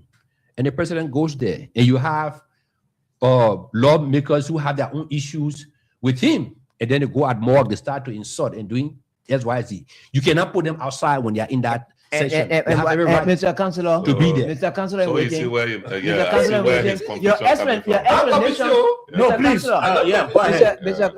Councilor is waiting. The councilor is waiting. Is How many Moses? is dismissive of the whole argument. The first thing, someone, the word someone. Do I say there's someone No, here? no, no, no, wait. The reason is someone- Wait. I know the reason why I asked that question. Uh-huh. If it's someone, the president, if he doesn't show up, maybe there are some They get some- consequences. They don't have the authority. They don't have the authority to summon the So, president. so they inviting him. The president is left with the president. So the president asked whether what. But the president is going to It's go. not a president issue As well here. has been confirmed by the The executive president- mansion. The president will use his discretion to go or not to go. But any he'll go. feature, any It is not a feature, violation any of feature any president, law. not a violation. It's not a violation of feature any law president in the use their republic. discretion We to don't go. see it's a violation of a No, law. No, nobody says It a will violation of also any law. not be a violation but- of the law for the president to go or not to go. So let's say this. Let me, What let me, issue of let me president point you this bringing? out clear. That's where sometimes when certain leaders sit in the executive mansion, they feel so authoritative And and dictatorial. dictatorial than answering to the people. The people's direct representative in the Republic abroad are the members of the legislature. Mhm. So whenever in the frank That's the reason manner- why, comrade. That's the reason why you have the at that folk particular working forum, money. at that particular forum, Mhm. the Senate leadership doesn't preside. In that forum that you're talking about, He speaks to all of them. Gary He speaks to all of them. That's why the Constitution Yeah. says He the speaks to all of Gary them. Smith. joint section, Gary Joint Smith. section. which comprises Gary of both Smith. houses, and at Gary that time the Smith. speaker presides. Gary No, Smith. Mr. Famula, Gary straight in legislative politics in our setting that number. The reason why the speaker preserved because they got more members of the House and members of the Senate. Surely. Right there, all other parties subjected to the speaker in that place. That what made the speaker spearhead that particular day. Now, at the end of the day, if the Senate, the bank went to the executive mansion over and over discussing and they say, Mr. President, come and visit us this time. And going there is not bad. For me, I take it in good spirit as a good governance practice. It's necessary to further cement the coordination. Liberia have had a history of dictatorial leadership.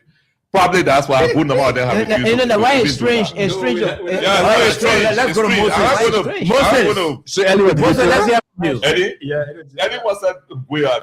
I disagree with you on Yeah, that look one. at that. I disagree with you. But- All right, 1 minute, gentlemen. Let's hear from Yeah. Moses. Yeah, let me just say 30 seconds. Look, Mr. Pamela already summarized it.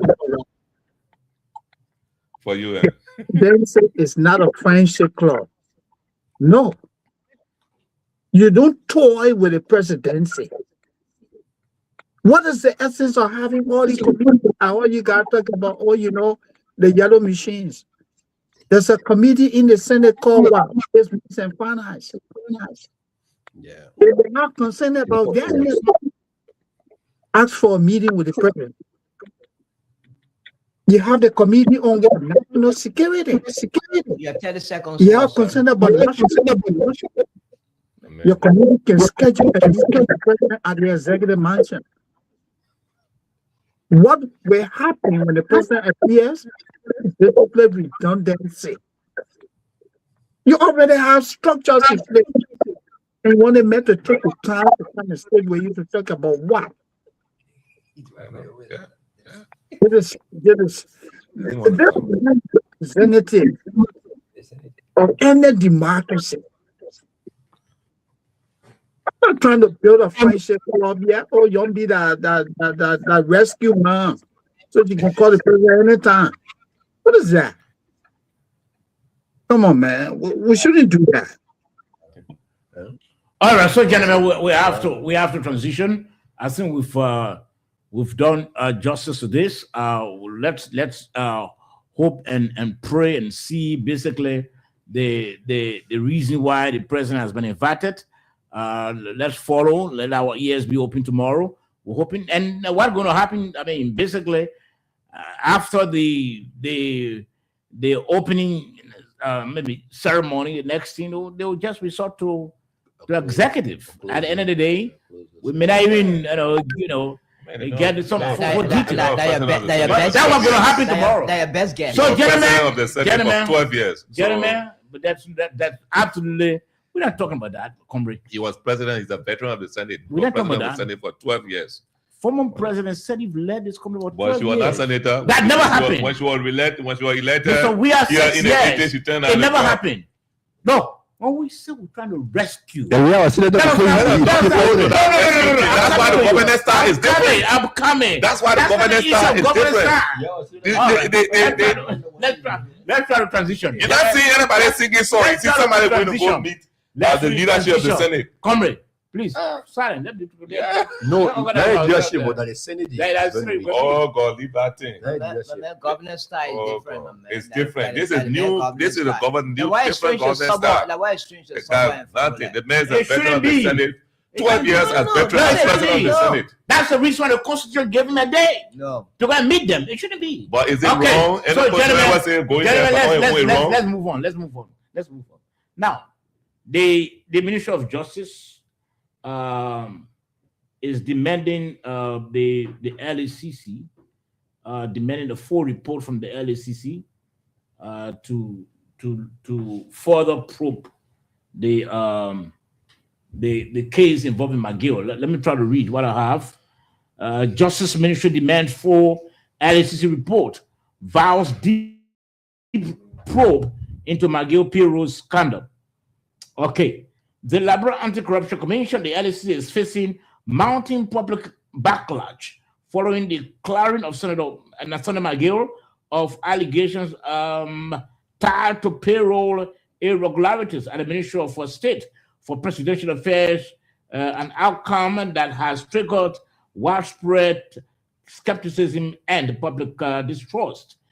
In a communication addressed to the chairperson of the LACC, Councillor Alexandra Zoe, the ministry noted that its decision is a decisive move aimed at restoring credibility and public confidence.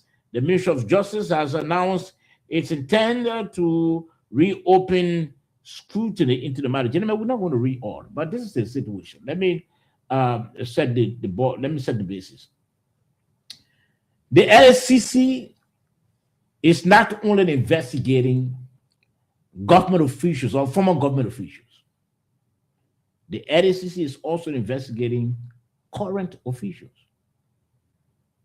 As tend to be corrected, the LACC has cleared some of even those in the current administration. But not one request that came from the Ministry of Justice for the clearance. But immediately the LACC cleared Nathaniel McGill, the ministry has asked for a full report that triggered that clearance. Now, from the perspective of you being a legal mind, is the ministry an investigative arm? I'm making reference to the Ministry of Justice. Is it an investigative arm, or the ministry is a prosecuting arm of the government? Let's hear from you. Well, that's a very loaded question, but basically, over the years, we've known the Ministry of Justice to be basically the prosecution arm of the government. But in so doing, the ministry, in some occasions, because before they go to court, they have to get the evidence, they have to go deep, maybe deeper into getting evidence or investigating some matters or so if they're not clear on the issues before they take legal actions against whoever the individual or the corporates might be. Now, the issue of the LACC and the McGill case, I want to say that I don't see the necessity of why the Ministry of Justice want to go into this, why they want to actually single out this particular case. In so doing, the Ministry of Justice itself is trying to undermine the functions of the LACC. And let's be clear on that. You have people who have been entrusted to run the affairs of the LACC. If they came up with a decision that, based on all of the evidence that we've received on former Minister McGill, shows that he's not linked to payroll padding and he's clear of those charges, two things the Ministry of Justice could have done to say, okay, we accept the report, but we want to maybe probe further into it. And this time around, we'll set up an independent investigatory panel to look at the evidence to compare to what you have. But if care is not taken, very soon we will start, all of us, both the government, the public, will start to undermine the functions of the LACC. And this whole idea that people were brought in by the former regime at the LACC and this and that. Look, there are two ways to do it. Yes, we have laws that says that you cannot remove certain people from tenure position, but still they all work at the will of the president. So if the president or the leadership of the country doesn't want those folks at the LACC, the better they can call them, on the side and say, look, we don't think that you guys are going to be fair in dealing with cases that will come before you guys for the previous government. So the government can no longer work with you guys. We pay you guys off, and then we put new people into that role. So if they have 2 more years to go, 3 more years to go, you do it. But when you start to cherry pick and start to ask deeper questions because it has to do with an opposition figure, then you are now bringing the institution itself to public disrepute because you don't believe in the integrity of the people who dare, or because you think that they're dealing with one of their own. So tomorrow, when they also start to deal with their own, what will you say? Will you say where they were right or they were wrong? So I think the Minister of Justice needed to actually look at this and say, okay, there are other matters that still hangs over former Minister McGill. There are a lot of issues that were said, quote unquote, even the issue of his engagement while he was at the Ministry of State and dealing with the Ministry of Mines. Because I remember when the Vera reports came out, where they say, in fact, he was handling mining licenses and stuff. So these are issues that can still come up on the docket. But if the LACC have not come out to say, we don't find him, that there's no evidence to prove that he's guilty and he's clear of these charges, I think we just need to let it pass and then we move forward. Okay, Josh, let's hear from you. Yeah, for me, as I said, when it comes to legal issues, sometimes I can ask my legal professionals because I'm not a lawyer. Mm-hmm. But right here, I know that Part 11, Section 13, Section 11.3 of the LACC Act says if the MOJ determines that LACC evidence is inadequate, the LACC must have the opportunity to augment that particular evidence. And who can do that? The only way the LACC will go augment that evidence if the MOJ determines. And the only way that can be determined if the MOJ calls for that report to see, to verify, to see if it happens. I mean, if at all that evidence needs to be augmented. Where the argument is who really is in charge of the Ministry of State. And you understand, because myself, I'm still confused. It's not about opposition. As Minister of State, who really in charge? Is it the president that runs the day-to-day affairs of the Ministry of State, or the Minister of State? If it is the Minister of State, is it true really that like in recruitment or whatsoever will go, the minister will not know. You and I here. It's a question that really the LAC is saying no. The deputies that were there, the HR and the deputy for administration, they're the one that are responsible. Is it what the act says? Creating the Ministry of State?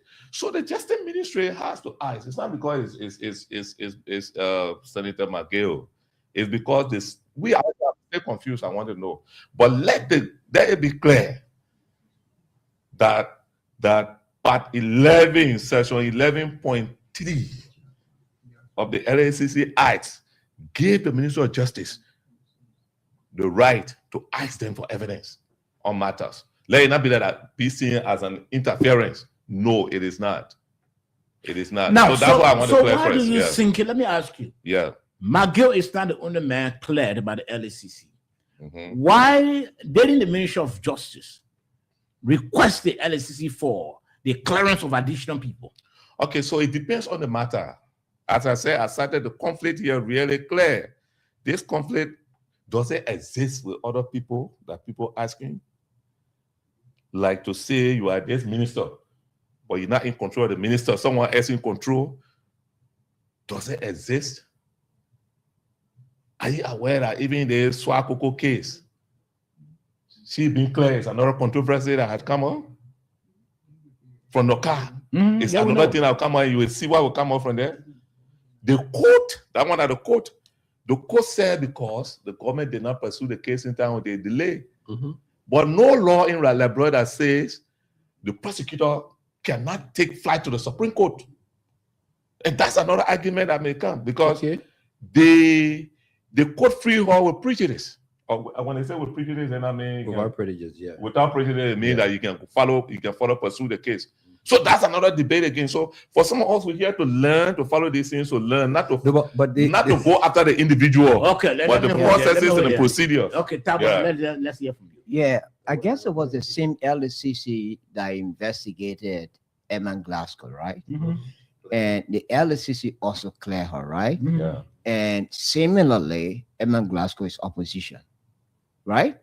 So I dismiss the issue of opposition thing you bring in here. The LCC cleared Emma Glasgow and they didn't question her clearance, right? But still, she's opposition. McGill issue, in my view, I want to go back to the U.S. State Department and Treasury imposition of sanction on McGill and others under the Global Magnitsky Act, accusing McGill. But that's not the issue for which McGill. No, wait. I'm not saying that the issue. No, don't something. skew the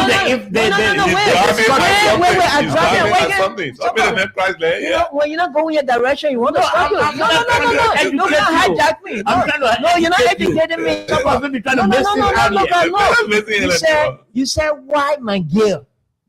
McGill is exceptional. McGill is exceptional because the first thing is that McGill was the U.S. State Department or Treasury said McGill and others were placed on sanction because of public corruption. Granted. Right? Granted. Public corruption. Granted. And that hasn't been resolved yet. 1 minute. 1 minute. No. 1 minute. Is it on that LSC investigator? No, let me learn. That's two things to talk about. Someone missed this out here. You missed this out. Don't add it. I don't know. Go ahead. The first thing is that McGill is also under that sanction, right? So what does this sanction have to do with the LSC investigation? I'm not saying that. No, what does it have to do? What I'm saying that now the LSCC clearance of McGill are more like going in conflict with the the U.S. government. No. You see, that's why I'm saying. That's why I said to you, you try to miss our thing. You try to miss our thing. I'm not missing. Please, you have people listening. So, my game. Listen, comrade. The US government had not pursued case. No, comrade. The U.S. government had not pursued a case. Comrade. The LSCC was not investigating McGill. Let me let you know. No, I did not say. No, you didn't know. No, you don't know. No, I know that. Because if you had known that, you have not brought in the issue of the UN. I'm not saying the LSC investigated because of the US. Yeah, but why you brought it in? I brought it in because McGill is still on the hook. But if he's on the hook, he's on the hook at the UN. LSCC, not at the LSCC. The LSCC thing, why is the Justice Ministry? You trying to just wait? I mean, No, mess no, no, up. no, Yes, I'm not messing it up. You're confusing me. You are confusing me. You are confused. You're confused by yourself. You're confusing yourself. No, you're confusing me. You're breaking UN sanction and all of that. No. That's not my business. The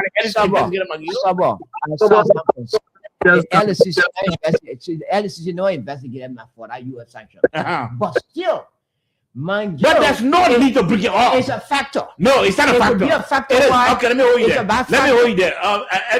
Let's hear from you, Moses. Yeah, look, let's unpack everything one at a time. We'll begin with you, Mr. Carter. Thank you. I disagree with you. That what someone was saying. Disagree with me.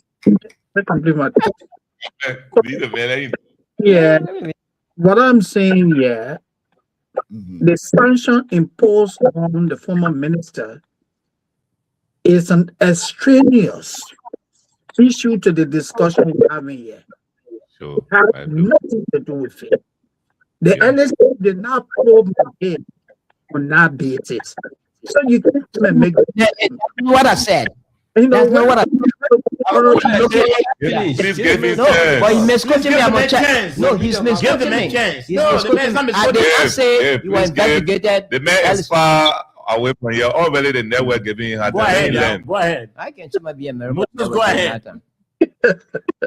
So what I was saying is that the argument Mr. Tagbe is making, and our brother Famula is sitting over there. No condition anyone can make such an argument. People take you seriously. We're discussing payroll planning. They bring you in sanction. Mr. Tagbe introduced a topic. Sorry, there's corruption. No, we don't want any invective here, please. You can't use invective. Sorry. David, please, you starting Mr. Famula. No, go ahead. Moses, go ahead. So, Mr. Tagbe, I'm simply telling you that your argument does not hold because it is immaterial to the discussion. So let's take that one off the table for now. And let's move to the other one. Mr. George Kennedy, I agree with you. And I have always held that view that under no condition, anyone who understands leadership, management, you cannot be the head of an entity. And you wake up, you see an increase in salary, in salaries on a monthly basis. You see an increase in employees. And you say, oh, I have nothing to do with this. Then it means that you are not a good manager. We're talking about 700 and some more people on the payroll of the Ministry of State. And someone is telling us, oh, my God, I had no idea. It was the HR, it was the Development Administration. Beg to disagree. Now, that is where I also agree with Mr. Famula on cherry picking. And Mr. Famula is absolutely right. Because we have seen a number of cases that the LSCC clear people from the Unity Party. The Justice Administrator has come out today to speak. Never question the LSCC on that. It is often stated that not everything that is legal is morally upright. Mr. Famula knows that better than I do because he's a lawyer. the political optics. No one who is in opposition say the Ministry of Justice is going after Nathaniel McGill because he's an opposition. Why did you see No, that? This is please, where I disagree. Please. Have to agree, but you gotta be patient. You Yeah. can't listen. Yeah. That's what people will say.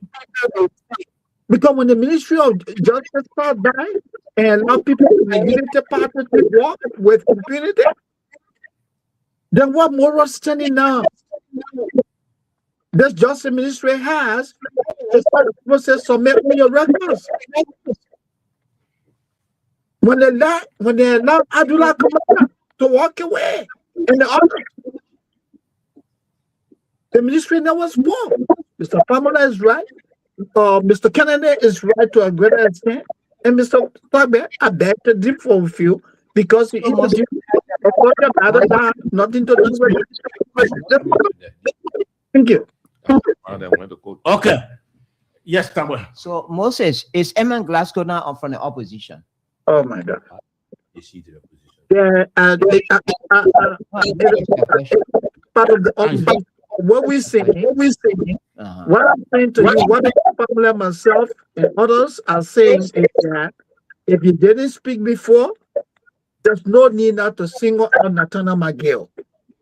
When you do that, you are cherry picking. You are being selective. That's what we call hypocrisy. Okay. I Yeah. want to respond to what my brother. Yes, go ahead Kennedy quickly, said. and then I'll come to you. You know, Kennedy quoted section 11.3 of the LACC law. We agree to that, right? Now, the intent of these laws is not to bring the other entity into public disrepute. Surely. So if LACC, because all of these institutions, the Ministry of Justice is at the top. She controls almost all of them, the National Police, Immigration, all of them falls under the Ministry of Justice. Now, when they do an investigation, right, and there are issues, there are internal communications that need to be shared among them. The Ministry of Justice could have written to the LACC and said, look, we need to get more details, you know, or more evidence on this issue. But to come out and put it in the public is almost like you're trying to create a debate where you're trying to bring the people to public disrepute. And that's the part that I say that, look, I think that particular aspect is wrong. Because government, everything is not run in the public. Because once you start to run in the public, then you start putting sentiments around it. Then people start putting politics into legal issues. Now, when you go to court, I listen to what he said here, right? Based on, you know, somebody being the head and they don't know. Look, there's something in the court called relevant evidence. There's something called best evidence. You're not going to court to go speculate that, oh, the bear was minister, so he's supposed to know. No. You have to show what is the evidence that linked this man to he the one signing off on these employees. He was the minister, and his lawyer could say, look, bring any evidence that shows that, yes, Minister McGill were the one that actually employed So was given instructions. these people. Do you have documents? And you see, instructions are not given verbally. They are something that is communicated in sign. So if those instructions were given to the LACC, I bet you they would have said all of these people were employed on the instruction of Minister McGill. This is the memo that was sent to his HRO to employ 300 people. This is the other one that was sent to the HRO to employ 2 people. But once you don't show that, come on, whether we like it or not, when you go to court, you have to go to court with evidence. All right, George. That's where the conflict is. That's exactly where the conflict is. Mhm. Who was signing the payroll for the Ministry of State? So you want to mean the LACC doesn't say payroll? Wait, ask you. That's where I think the Justice Ministry coming. They want to know. Now, gentlemen, So at the end of the day, I wanted to provide this information that Mr. Dukley them from how to call the place LTA. LTA. They went to court. They went to court.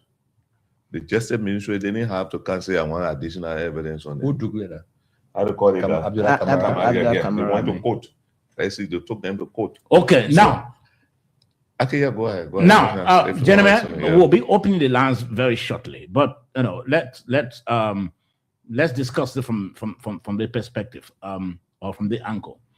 Today, listening to Senator Snow, he made a startling revelation. that the LACC boss told him, and he said he was told directly that she has begun receiving threats from current officials, from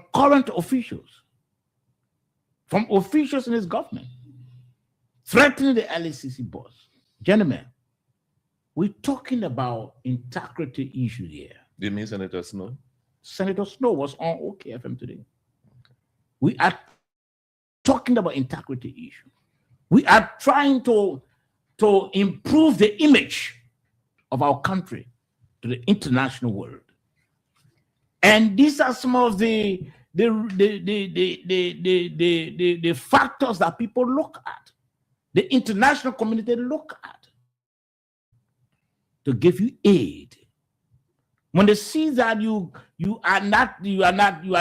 records are not, your human rights records and all other records, records of fighting corruption, all of that, they are not in place. Sometimes they don't do business with you. Today, we understand the LACC boss is facing threats. Where does it lead us? Let me hear from you.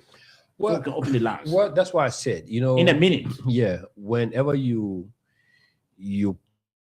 put these things out there, you put in the press, it gave room to other people trying to act on them. And like we said the other day, corruption is something that fight back.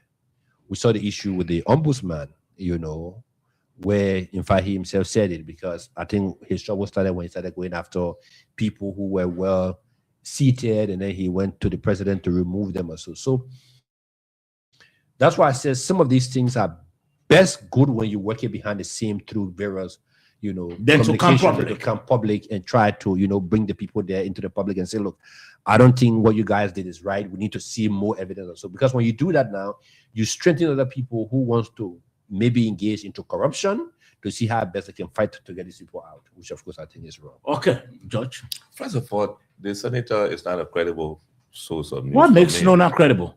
This is a same man who just few days ago again posted the president use AI. Posted the president. Does it mean he's not credible? Yeah, man, use AI. Use AI to put the president. Does it mean he's not credible? I don't take him to be a credible. So senator. What he says to the revelation I cannot he use made, his revelation as a ground for me to make. Okay, let me hold you To there. lay the basis for any discussion. Let me hold you there. The first thing is that I'm just wondering whether Senator Snow is the spokesperson of the LACC boss. That's the first thing.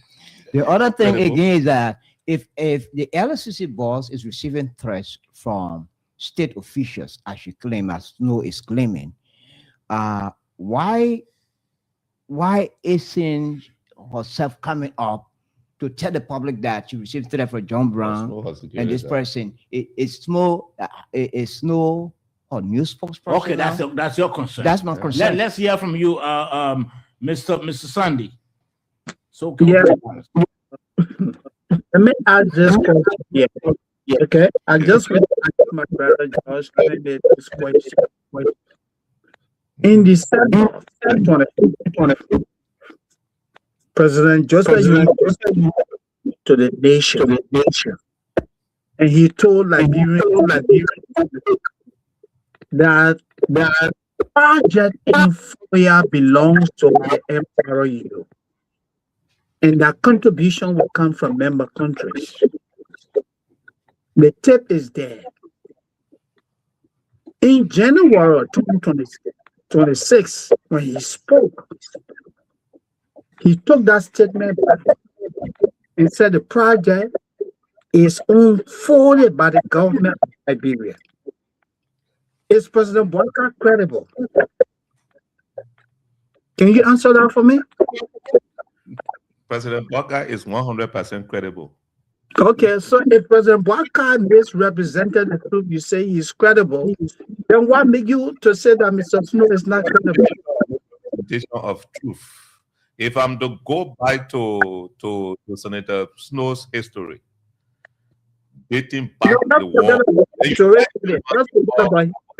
you said that it's not credible. You have a it's not a credible source of news for me. This senator is not a credible source of news for me. When he tells me anything, I will check it more than 50 times even before I can even talk about it. Would you Okay, also I- do when level? he was representing for District 6 when I was in the legislature, he became senator. I covered him through. I know he was speaker. He was speaker of the House. I covered him when that diplomatic row took place, and he knows. Joey Kennedy in the States there with you. Ask him; he will tell you the rest of the details. He's not a credible news for me. The history goes this back. But are you bothered by your this represented? I am not bothered by the FOIA project we discussed it over and over. I took my position, you took yours. I am not bothered at all. Thank And you. I will not be bothered. And you will see the day being unveiled, you will know what it is. It's possible that Emma and that Yeah. lady, So I don't forget about that FOIA project. Sobo is No, one thing. please, you are not to speak. No, Sobo. I'm not No, bothered. you are not to The speak. fact that I call your name. No, you are not to speak. No, he asked You me call my name does not mean No, does not mean you should speak. No, if you call my name does not mean you should speak. Sobo, okay, Remain okay, quiet. please allow me to say it. No, please wait. And then went a few days and took the president. This is the man who represented Labrador ECOWAS. He forgot his own position. Does it mean he's not credible? He's not credible. A credible Okay. person don't You behave like said that. already, Just Dave. Let's less hear than from you. 48 hours and then did it.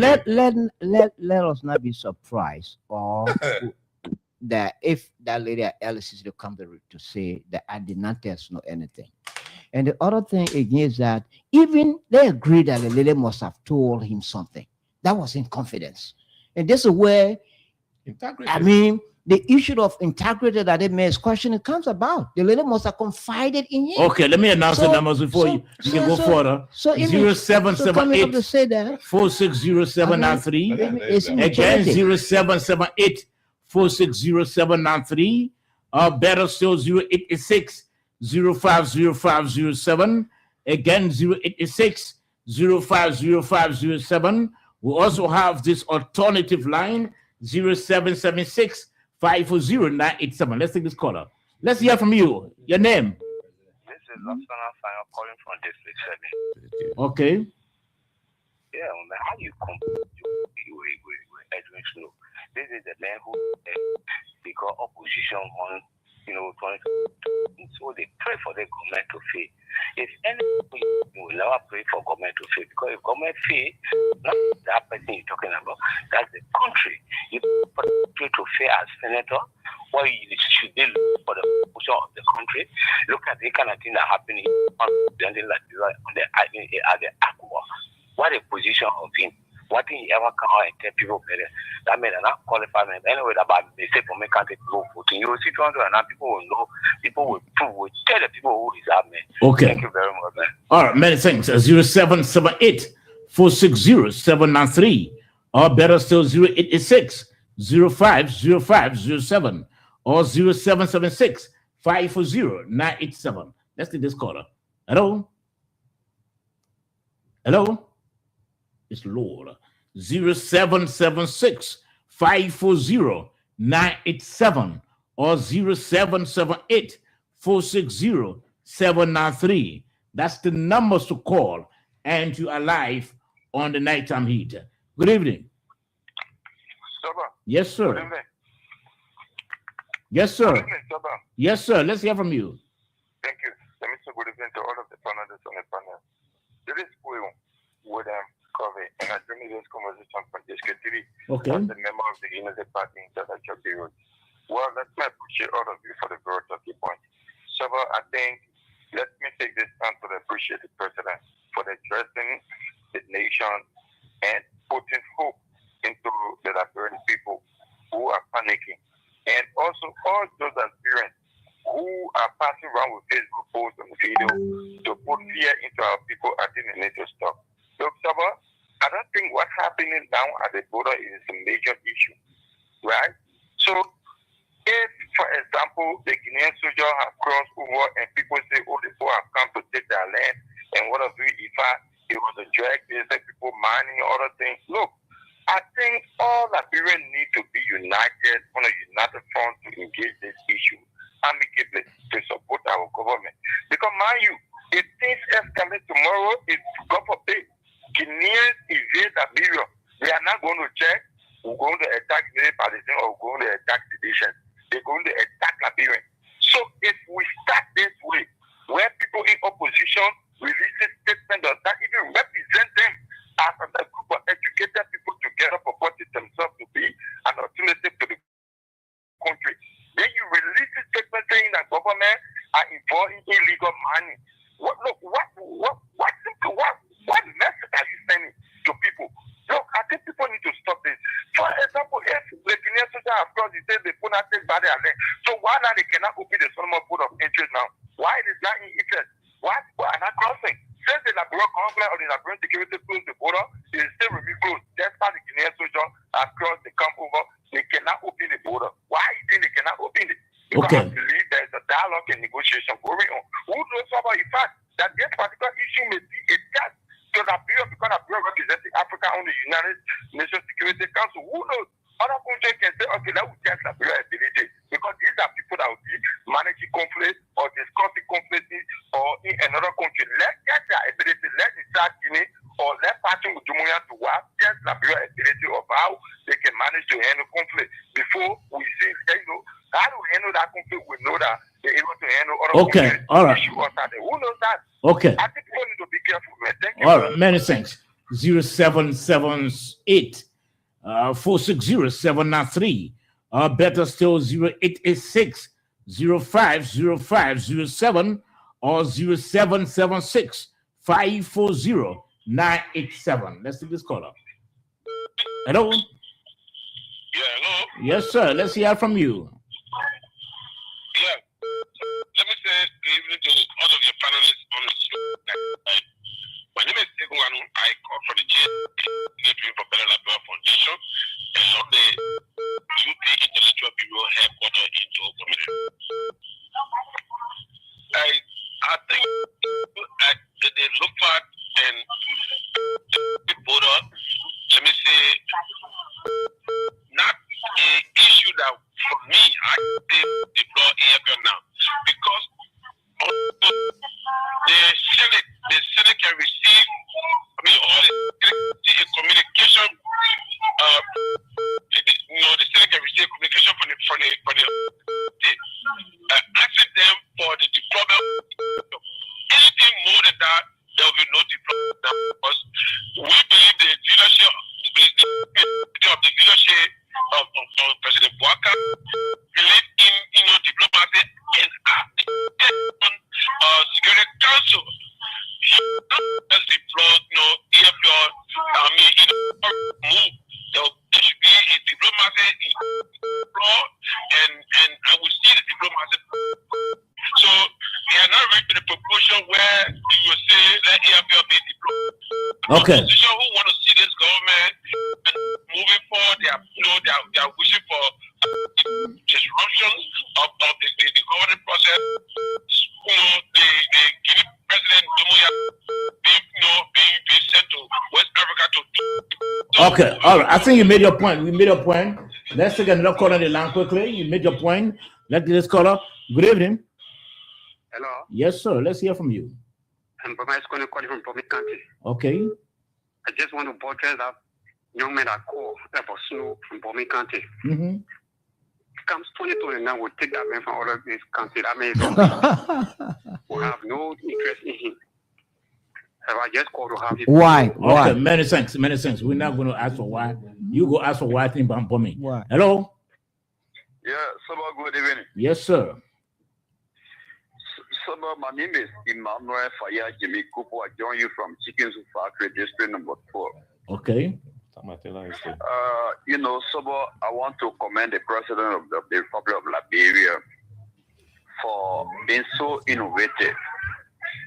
The President have demonstrated to the UN that yes, taking the seat on the UN is not by mistake. We have qualified.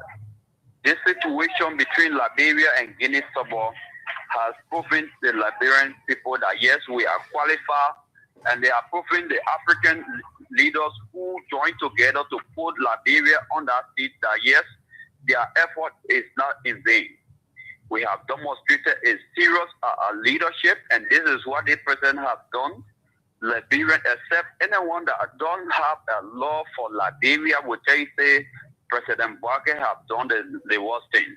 But anyone who is a lawyer to this country will tell you that yes, indeed, the president have done ever so much for their country. Because if it could be a war, but now our people in Lofa, even with in Monrovia, we could not be in peace.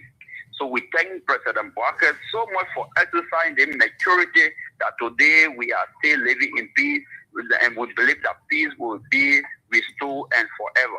Okay, many thanks. 0778460793. Let me just call a quickly. Good evening.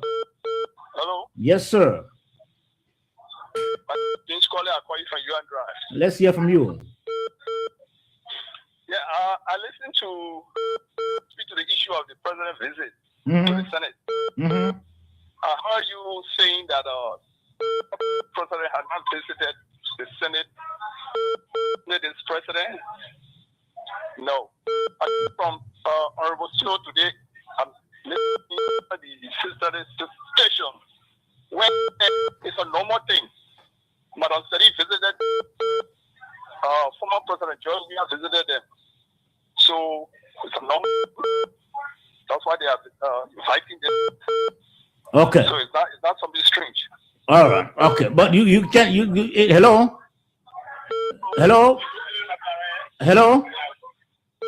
I get you. Yes.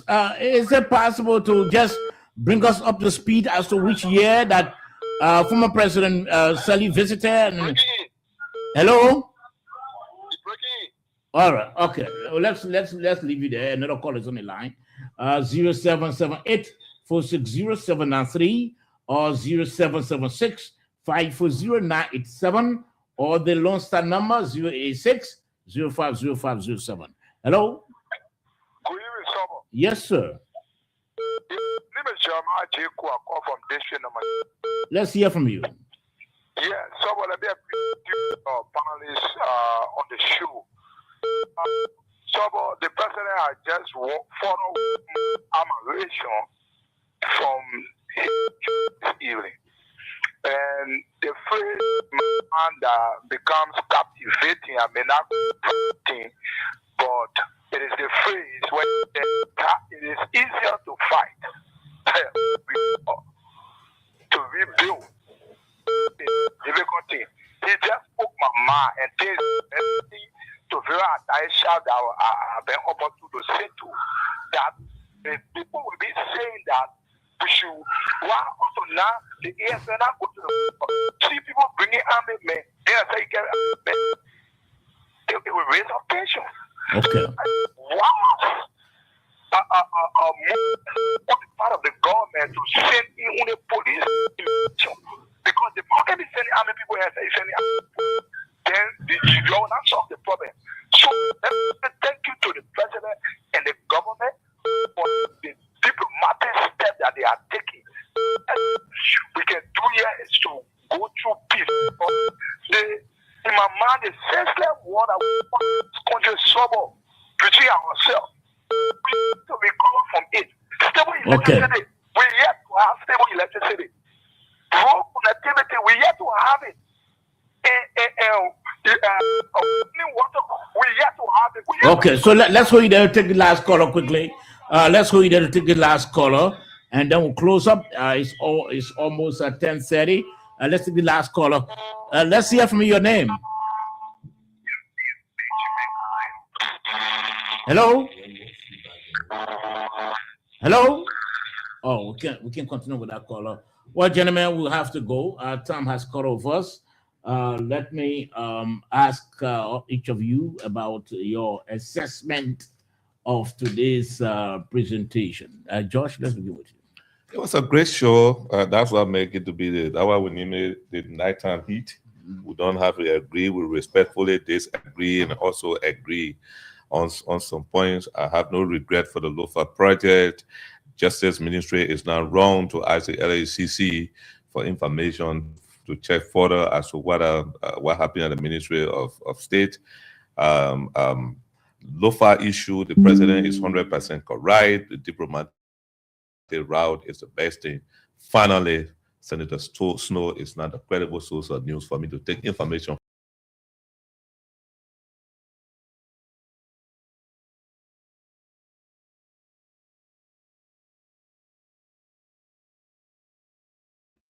It seems that we're having internet problem, eh? Someone gone off. Are you guys there? Are you there? I can't hear them. Can't hear In as much as the law gave the Ministry of Justice the authority to make a follow-up to ask for evidence, it should not be done in the public, because whenever you put these things in the public, there is a repercussions that come back, and then it takes time to be able to go and rectify it. On the issue of presidents tonight,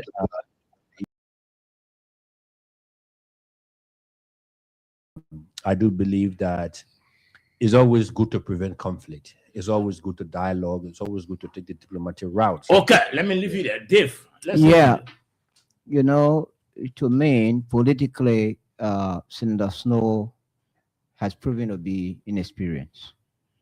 The fact that you want to visit a lady and a certain official government confided in you, had a conversation where you bring it public. You know, you've damaged her.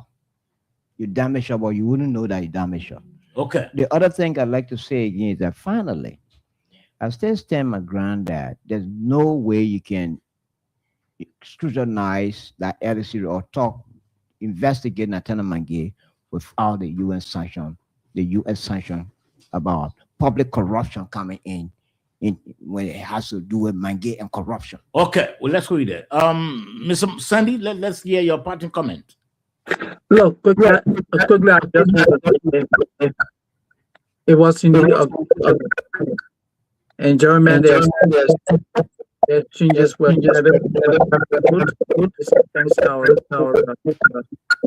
low five, why you continue. I would like to leave on if we are saying that it's not credible, then let us rethink the two pronouncements from President Joseph Yuma Boakai regarding the FOIA project. Thank you. Well, on this note, Sabo George is my name. Join us tomorrow on Thursday for another fascinating, interesting edition of the Nighttime Heat. Until then, have a splendid night.